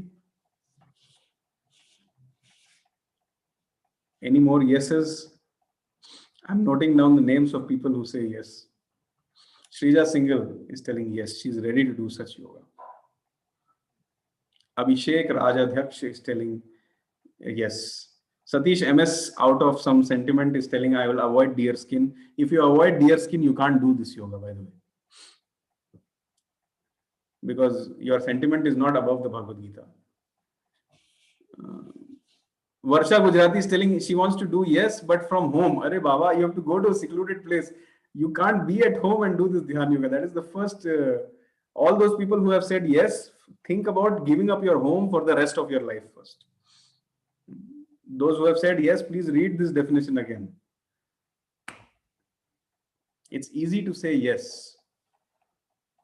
Try to say or stay without your mobile for one day. You'll realize how difficult it is to give up home and go to some secluded place, practice celibacy. So Heli Dev is again telling we'll try to do. Okay, I'll end this discussion. I'll end this discussion by asking a question so that you people will understand what I'm talking. How many of you think that all of you are more capable and potential than Arjuna? If anybody thinks that I'm more capable and more potential than Arjuna, please write yes in the chat box. Especially those people who said yes, that they would like to do this Dhyan Yoga. Now, for your information, Arjuna said that it is not practical for me to practice this yoga. I will not be able to do it. Arjuna said it is easy to control the mind. It is easy to control the moving air, but it is difficult to control the mind. Now, Arjuna, who was divine birth, son of Pandu and Indra, he who had all the abilities with him 5,000 years ago said it is not possible. Then with what hope students of this session are telling that yes, they will try it also. When Arjuna said it is not possible, then what is the hope for you people who are saying that they will try? I really liked the reply, a humorous reply by Varsha Gujarati Mataji. She's telling her, yes, but from home. So that is the complete, what can I say? Breaking the definition of Dhyan Yoga only. Anyways, but if you read the purport, Prabhupada gives beautiful purport to this verse, where he expresses the superiority of Bhakti Yoga, and at the same time, he actually explains what is the meaning of a secluded place, and why we need a deer skin, and why to lay a kusha grass, why the place should be neither too high or low, why it should be, what is the purpose of purifying the heart by controlling the mind. All that beautifully Prabhupada is explaining, and he's explaining that how all this you get naturally without even extra endeavor by practicing Bhakti Yoga. So why to take the pain of doing all this? People are not ready to go out at 4 o'clock in the morning without a sweater, and they want to go in a sacred place, sit on a kusha grass in the winter seasons and practice yoga. So this is, people should think before answering. Okay, so never in your life ever again say yes to such kind of things. Ridham Mataji is telling there's nothing wrong with trying. Please go ahead and try, Mataji. Let us know your experience. At least Arjuna rejected it firsthand, saying it is not possible. So if you still want to try, good luck. Dhyan Yoga. Sometimes it is called as Hatha Yoga or Ashtanga Yoga, etc. It has 8 parts: Yama, Niyama, Asana, Pranayam, Pratyahara, Dharana, Dhyan, Samadhi. These are the 8 stages of Dhyan Yoga. You can take note of this.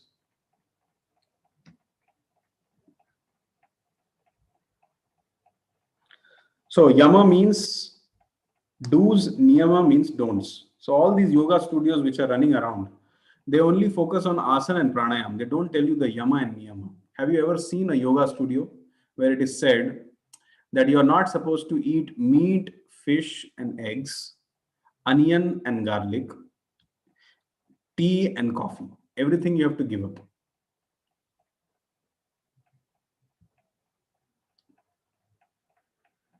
You are supposed to practice strict celibacy. Even if you are married, you have to practice strict celibacy for the next 12 years if you want to practice this Dhyan Yoga system. Minimum 12 years. And of course, you have to give up your job and give up your home and come and stay here in the ashram and things like that. Have you ever seen a board like this, that if you want to take admission, if you want to become a member of this yoga studio, forget about the other celibacy and all those. Nobody talks about such things only. It is unimaginable these days. But These yoga studios don't even say that if you want to enroll as a student in our yoga course, you have to give up meat, fish, eggs, onion, garlic, tea, coffee, and liquor and all those things. They will not say anything because unka dukaan band ho jayega fir. Their philosophy is that you do whatever you want, you eat whatever you no need of doing yama and niyama. Do's and don'ts, we don't care. Do whatever you want. Directly come to asana. Directly come to asana. And then do pranayam. Just keep paying me 12,000 rupees per annum or 30,000 rupees per annum. Do whatever you want. Make your body as fit as a pig. And then go back and do whatever you want. Whatever filthy work you want to do, you do. Whatever filthy thing you want to eat, you eat. That is why I feel like laughing when I see these yoga studios. Because they don't know. They are teaching asana and pranayam and they do not talk about the yama and niyama. Why? Because they are just selling yoga or the aspect of yoga, asana and pranayam. And forget about pratyahara, dharana, dhyan and samadhi. Pratyahara means separating senses from the sense objects. That is never taught anywhere. Dharana, dhyan, samadhi, the progressive stages of meditation. Nobody knows even the meaning of all this. Samadhi means undeviated, continuous flow of thought on Vishnu, on Krishna. This samadhi, which a dhyan yogi will attain after years of practice or after lifetimes of practice, a bhakti yogi attains in 3-4 months only. When he is simply standing in front of the deity of Krishna and focusing on the lotus feet of Krishna, trying to see the beautiful lotus feet of Krishna, the nupur or the anklet which is put there, the flower, the tulsi leaves sticking there, slowly rising up, he is seeing the beautiful thighs of Krishna, the calf of Krishna, the ankle of Krishna. Slowly moving, he is seeing the beautiful lotus navel of Krishna, the belly of Krishna, and then slowly he's rising above towards the chest of Krishna. He's seeing the Kaustubha Mani, he's seeing the Vaijayanti Mala, he's seeing the beautiful flute in his hand, and then finally he sees the lotus face, the curling hair, the lotus eyes, the sidelong glances, the beautiful eyebrows, the beautiful mukut or the kirit or the crown which Krishna is wearing, which is made out of different flowers and different things, the peacock feather, and then finally again he tries to come down. I was not satisfied seeing the lotus feet only. Let me again go back to the lotus feet. So he again comes down from the face to the shoulders, chest, belly, thighs, calves, again the lotus feet, and now he's stuck at the lotus feet. He can't just stop seeing the lotus feet. While chanting 16 rounds for 2 hours, he's just looking at that lotus feet.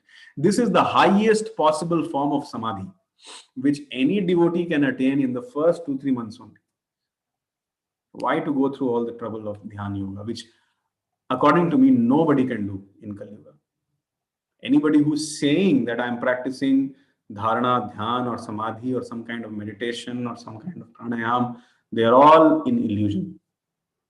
Because it is not possible. Even if you do it, it has so many yama and niyam, and minimum 12 years are needed to start the process and come to the level of pratyahara. 12 years to come to the level of pratyahara, and after that another 12 years to enter dharana, and then another few years for dhyan, and then another few years for samadhi, ultimately to attain what? Dhyana avasthita tadgatena manasa yam pashyanti yam yogina. To focus on the lotus feet of Lord Krishna or Vishnu. That you can do simply take a japmala and start doing it. So the problem is that when we say to people that you have to eat food like this, some people say, how can the truth be so simple? How can it be so easy? Until and unless I stand upside down, I will not be satisfied. So let me complicate the things and try to do and eat like this. That is the problem. Krishna has given a direct process. But some people, like I said in the previous sessions, these yogis, dhyan yogis, they don't want to satisfy Krishna. Why they are doing this yama, niyama, asana, pranayam, pratyahara, dharana, samadhi, dhyan, samadhi? Because in the dharana stage, they start getting some siddhis. and they are eager for those siddhis. In the Kumbh Mela you go, there will be some 16, 17-year-old boys moving around. If you ask their age, they'll say 600 years, 700 years. Now they come once in a year in the Kumbh Mela to show their siddhis. They are able to fly, they are able to move along the sun, along with the sunbeams. They can just dip in Prayag and come out in Gangotri, and these things they want cheap appreciation from the public. This defeats the very much purpose of yoga. Yoga is meant for the pleasure of Krishna. But these yogis, they are not trying to satisfy Krishna. They are trying to satisfy themselves. They want to have some siddhis. Why? So that the public may appreciate them when they start walking on water. Of course, these days there are no yogis. There are only gymnastics who can do some kind of gymnastic, or they can keep their body in perfect posture and things like that. There are no actual dhyan yogis also presently. And even if they are there, they do not have 100% intention to satisfy Krishna, which is the purpose of yoga. They want to get cheap appreciation from the public. So therefore, Chaitanya Charitamrita says, Bhukti Mukti Siddhi Kami Sakale Ashant, Krishna Bhakta Nishkam Ata Eva Shant. Bhukti means the karma kandi. Bhukti Mukti. Bhukti can also be said karma kandi and some traces of karmi also, karma yoga also. Bhukti Mukti. Mukti means jnana yogi, person who wants liberation from the miseries of material world. Siddhi means these dhyan yogis, ashtanga yogis. Bhukti Mukti Siddhi Kami. Sakale Ashant. Everybody is ashant. Everybody is hankering for some kind of happiness which they are not getting. Krishna Bhakta Nishkam Atayeva Shant. Krishna Bhakt has the desire only to please Krishna, only to satisfy Krishna, therefore he is Shant. All these forms of yoga systems, of course, we have the story of Amrish Maharaj and Durvasa Muni, where Durvasa Muni is the perfected Dhyan yogi. He has so much mystical power that he can travel all around the universe in just 1 year. He could directly go and face-to-face meet Lord Brahma, Lord Shiva, and then, but he messed up with one devotee of Krishna, that is Amrish Maharaj. And Krishna used this pastime. He made Durvasa run all over the universe. And even when he met Lord Vishnu, at that time, Lord Vishnu said, I can't help you. You have to fall at the lotus feet of my devotee. Now, who was Amrish Maharaj? He was not a Dhyan yogi. Durvasa Muni was thousands of years old, practicing perfection in Dhyan yoga. His name was Durvasa because he used to drink the juice of Durva grass only, nothing else. He never used to eat or drink anything. Such kind of Dhyan yogis were rendered impotent, incompetent in front of a devotee of the Lord. Krishna is Yogeshwar. I am as powerful as my father. Krishna is Yogeshwar. If I am his devotee, I am as powerful as Krishna because Krishna is there to protect me. I don't need to practice all this Dhyan yoga, Ashtanga yoga, Hatha yoga. Let all those Siddhi Mukti Kamis, let them do. But they cannot become Yogeshwar. All their power has to surrender in front of a devotee because Krishna is protecting the devotee. And Arjuna completely rejects this Dhyan yoga also. He says that it is not possible for me. I repeat, Arjuna says it is not possible for me to practice this Dhyan yoga. Those who want to try, good luck. At least Arjuna didn't even want to try this also. Because it is not, he said, it's not possible, it's not practical. Please say something practical, Krishna. So that's the point which I'm trying to make here. And now we enter into Bhakti Yoga. Patram pushpam phalam toyam yo me bhaktya prayachyati tad aham bhaktya uparitam ashnami prayatatmanah.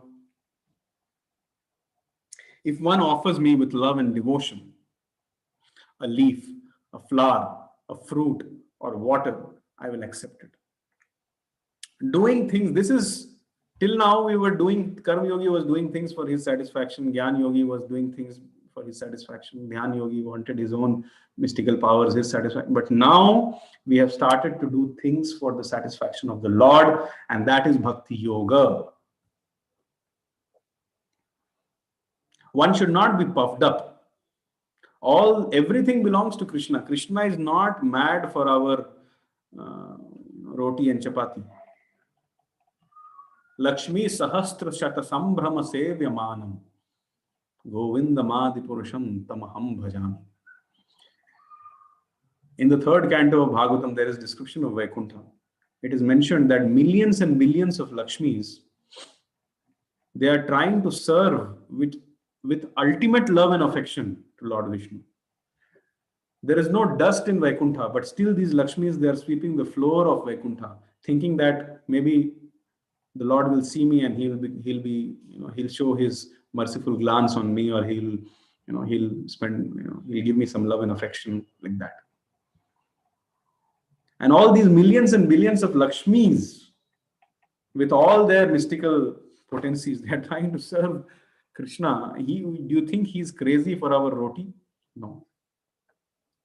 So we should not be puffed up. We are dealing with Krishna. However, if I feel very humble that Krishna, what can I give you? I have nothing. But somehow or the other, I have brought this flower for you.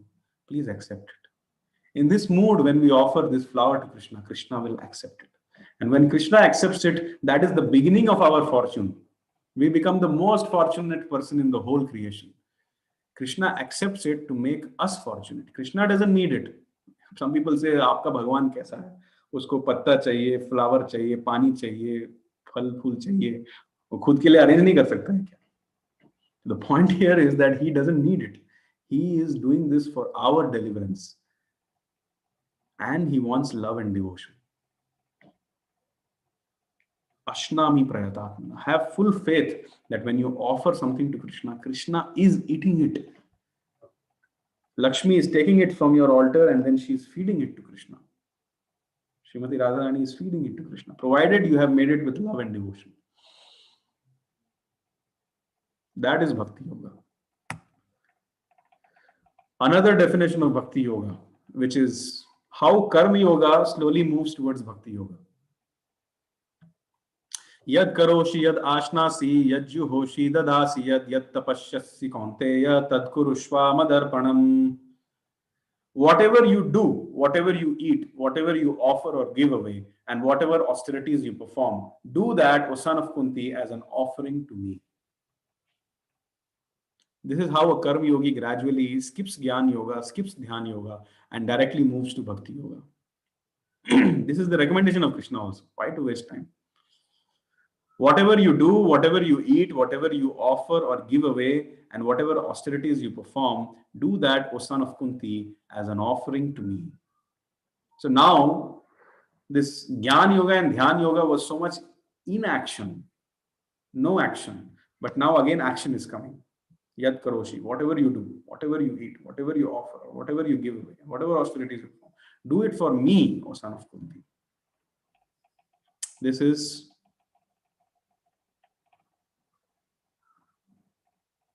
the way the transition happens. Now again, mat chitta madgata prana bodhayantah parasparam kathyantascha mam nityam tushyanti cha ramanti cha. The thoughts of my pure devotees dwell in me. Their lives are fully devoted to my service, and they derive great satisfaction and bliss from always enlightening one another and conversing about me. So there is so much bliss in this process. This is not a dry process. The Jnana Yogis also, if you go to a Jnana Yogi or Dhyan Yogi, they will be worshipping some deity of Krishna. Why? Because the process is very dry. They need some rasa. Even the Mayavadis, they are these days worshipping Radha and Krishna, because they are very much dry with that philosophy. But chanting the name of Krishna, Kathyantascha mam nityam tushyanti cha ramanti cha, this is not a dry process. You take any material name, you will not feel the bliss. But you take the Hare Krishna, Krishna Krishna, Hare Hare, Hare Rama, Ram Ram, Hare Hare. This mantra meditation, if you take, you can say it for the rest of your lifetime. Every day you will keep becoming more and more enthusiastic. This is Bhakti Yoga. This is Krishna consciousness.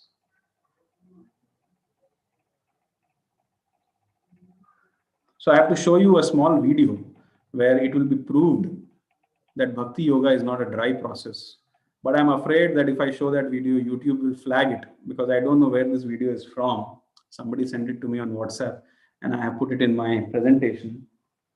But if this is there on YouTube, then YouTube will flag it. So towards the end of the session, I'll stop the live and I'll show you that video. Don't disconnect, but please remind me. There is a very nice video which proves that even for an entire lifetime, you chant the names of Krishna, still you'll not get bored. Even when your body is not working, you will transcend your bodily situation to serve Krishna. So that is Bhakti Yoga. And that is why a Bhakti Yogi is always shant, because he knows his superior destination. Bhakti Yogis are just waiting to quit death. A Bhakti Yogi welcomes death. Durvasa Muni, when he saw Sudarshan Chakra running behind him, he was so afraid he was running here and there. But a devotee of Krishna welcomes death because Krishna says, I am death. He sees, Prabhupada in one of the conversations is saying that if some country drops a bomb on us, then Prabhupada says you should just look at that bomb and chant Hare Krishna, thinking that Krishna is coming. So this is the mood of a devotee. So this is Bhakti Yoga. So this is the video which I wanted to show, which I will not show now. I'll show it later. So, what are the 9 processes of bhakti? Shravanam, Kirtanam, Vishnoh, Smaranam, Padasevanam, Archanam, Vandanam, Dasyam, Sakhyam, Atma Nivedanam, Iti Pumsarpita Vishno, Bhaktis Chenneva Lakshanam, Kriyate Bhagavate Adha, Tanmanye Dhitamuttamam. Prahlad Maharaj said, hearing and chanting about transcendental holy name, form, qualities, paraphernalia, and pastimes of Lord Vishnu, remembering them, serving the Lord's lotus feet, offering the Lord respectful worship with 16 types of paraphernalia, offering prayers to the Lord, becoming his servant, considering the Lord one's best friend, and surrendering everything unto him. In other words, serving him with body, mind, and words. These 9 processes are accepted as pure devotional service. One who has dedicated his life to the service of Krishna through these 9 methods should be understood to be the most learned person, for he has acquired complete knowledge. So this is the perfection of Gyan Yoga. And how can a Gyan Yogi start doing this until unless he doesn't meet a devotee?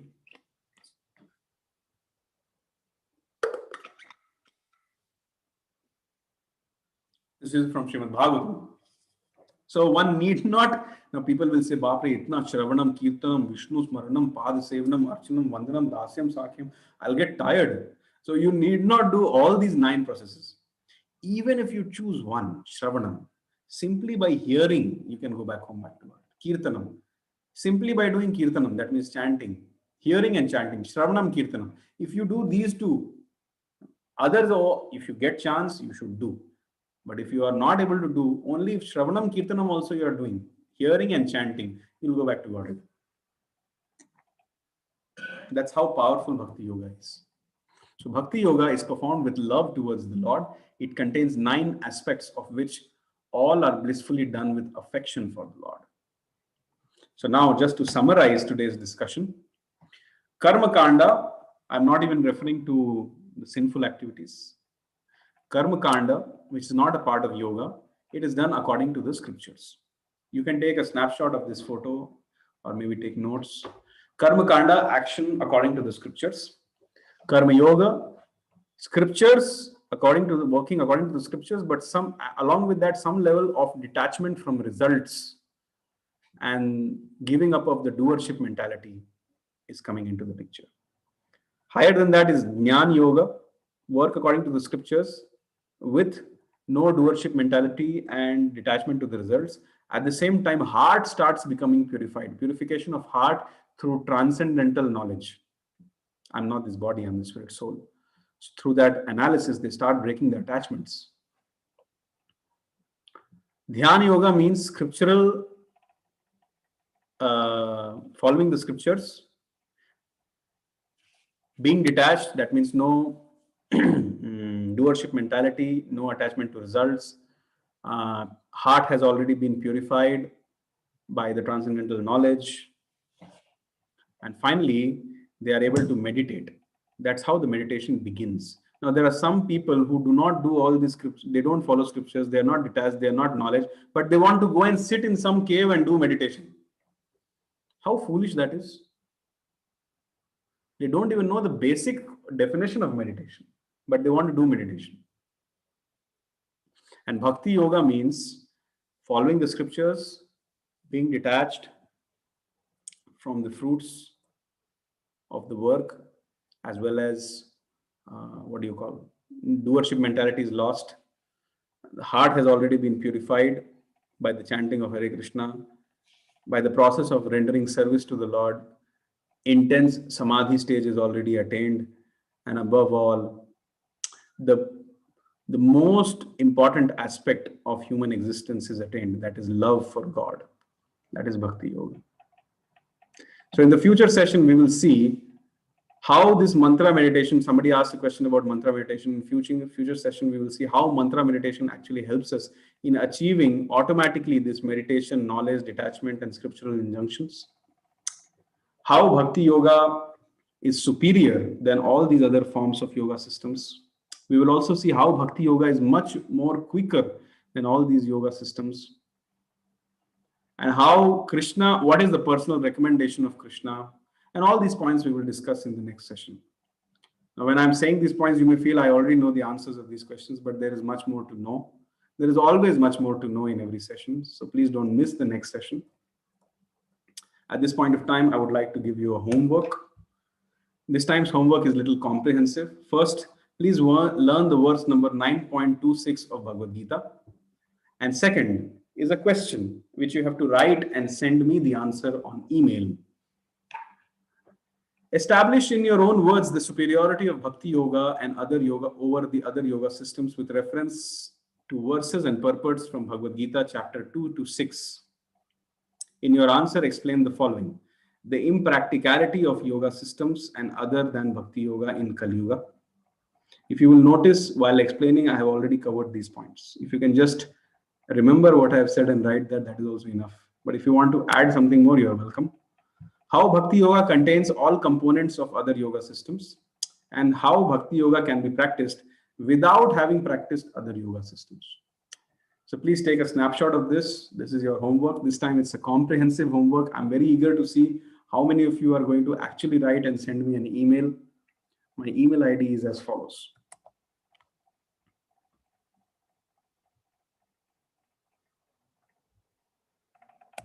This is my email ID.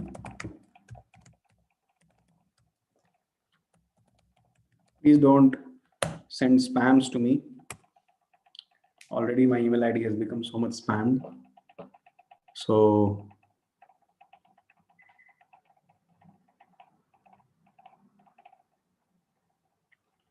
okay, so please take a snapshot of this. The homework is learn 9.26. What is 9.26? Does somebody remember? I think it's, what is it? Patram Pushpam Phalam Toyam. Let's go back and see. 9.26, yes. Patram Pushpam Phalam Toyam, Yome Bhaktya Prayachati. Please read this verse and read the purport of this verse also. That is very, very important. And then try to write this answer. You can see this video again to know the answer. You can also read chapter 2 to chapter 6 of Bhagavad Gita, 4 chapters in 1 week, and try to write the answers. Whatever you want, you can do. But this is the homework for this week. So with this, we come an end to today's discussions. If there are any questions or comments, they are welcome now. I see many of the participants have left. Okay, if there are any questions, they are welcome.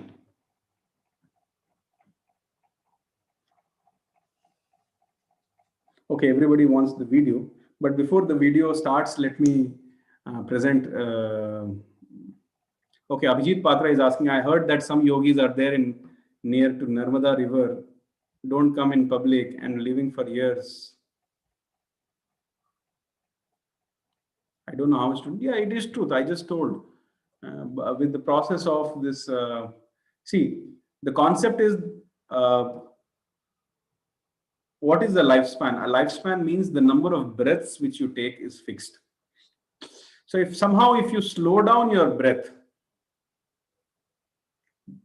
and, or let's say if you stop your breath for some time, then your life, in that way you are, suppose in one day you're supposed to breathe some number of breaths, but if you breathe lesser, then in that way some breaths are left in your bank account of this lifespan. So in this way, these yogis, they practice various kinds of pranayam and they extend their lifespan by playing with the breath cycle. This activity even a frog can do. I have told in the previous session that there was a coal mine. It came in the newspaper that there was a coal mine and digging was being done, and everybody knows coal mine means thousands of years it is buried. So when they were digging, all of a sudden a frog came out and it was alive. It jumped to some other place and then it died. So that means the frog was hibernating in that coal mine from thousands of years. So even a frog can live underground also. So do you think underground oxygen is going? No, they know how to do this, stop their breath. But what are these yogis stopping their breath and extending their lifespan for? What is the purpose? Just to dip in Narmada and come out in Gangotri? Just to come in Kumbh Mela every year and run around here and there? It is better to have a simple lifespan where we are chanting Hare Krishna, where we are chanting, dancing in front of the deities and eating Krishna Prasad and going back to Godhead, rather than living for 2000 years, developing some siddhis and ultimately not knowing the purpose of life. So it is true, Abhijit Patra, it is true that there are some people who are doing this. But what is the point? If somebody cannot attain the mercy of Krishna, then what is the point having the lifespan of Brahma also? Okay, last question I will take. Angala Mataji is asking, if I want to detach voluntarily from something which is not favorable to Krishna consciousness, then detachment should come with knowledge. Otherwise, attachment remains in the mind. Is my understanding correct, Prabhuji? Yes and no. Yes, because yes, when you get the knowledge that this is bad for me, it is not favorable for Krishna consciousness. If I continue to do this, there is no way that I can go back home, back to Godhead. There is no way that my heart will get purified. If I truly love Krishna, I should give this up. That is knowledge. So yes, in that way, out of love for Krishna, you will become detached with other things. No, because you don't need to actually artificially or even consciously try to do this. The Bhagavatam says,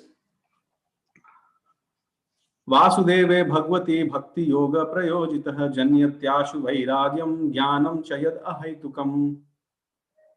When somebody is practicing Krishna consciousness, this detachment, Vairagya and Jnana, knowledge, it comes as byproducts automatically. So no need to do any special endeavor.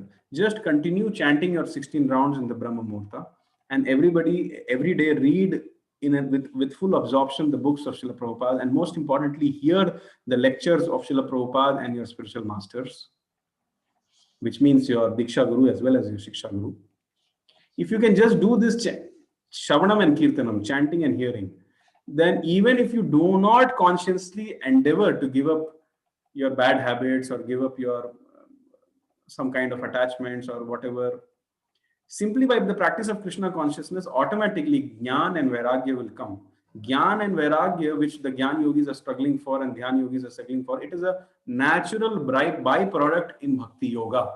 This I was going to explain in the next session, but I have told it now only. You can include this in your answer also. That to get Jnana and Vairagya, we can just practice Bhakti. So, if somebody is sincerely following, as Prahlad Maharaj says, 9 processes of devotional service, if somebody sincerely, even as a matter of routine, if they are just following it as a routine, 100% guaranteed success is there. Jnana and Vairagya will come and they will definitely attain the lotus feet of Krishna, simply by Shravanam and Kirtanam. Okay, thank you very much. I think we have taken all the questions. Now, one question I was seeing, I think it was by Deepmala Mataji.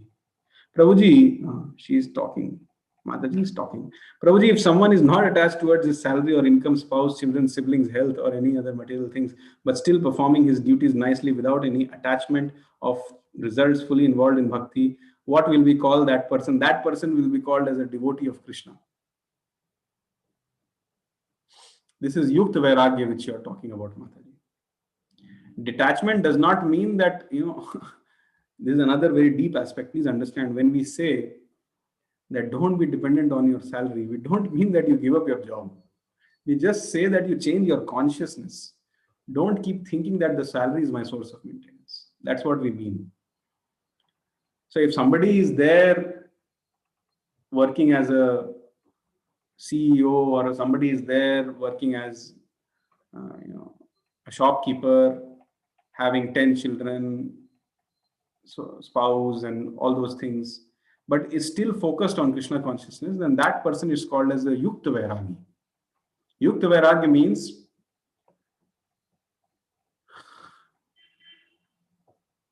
accepting everything which is favorable and can be used in the service of Krishna, and not simply being artificially detached.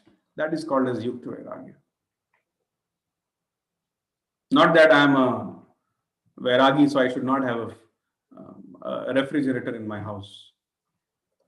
If I really see that, okay, food prasad is being wasted, so in order to stop the wastage of prasad, I can put it in the refrigerator. Morning again, I can use it. I can feed some people who can come to my house. I'm not attached to that refrigerator, but this refrigerator, I can put some flowers in the refrigerator, which I can offer next day to Krishna. I can store some ingredients which can be used for making prasad next day for Krishna. So in this way, you accept things only for the usage. You don't use it for yourself. You're accepting it for the service of Krishna. That is called Yukta Vairagya. And if a person exists in this kind of consciousness, he is called as a Yukta Vairagya. Kolavecha Sridhar. I don't know Kolavecha Sridhar. But first, I will end the YouTube live session. With this, we end our discussion. Thank you very much. Hare Krishna, Krishna Krishna, Hare Hare. Hare Ram, Ram Ram, Hare Hare. See you in the next session. Hare Krishna.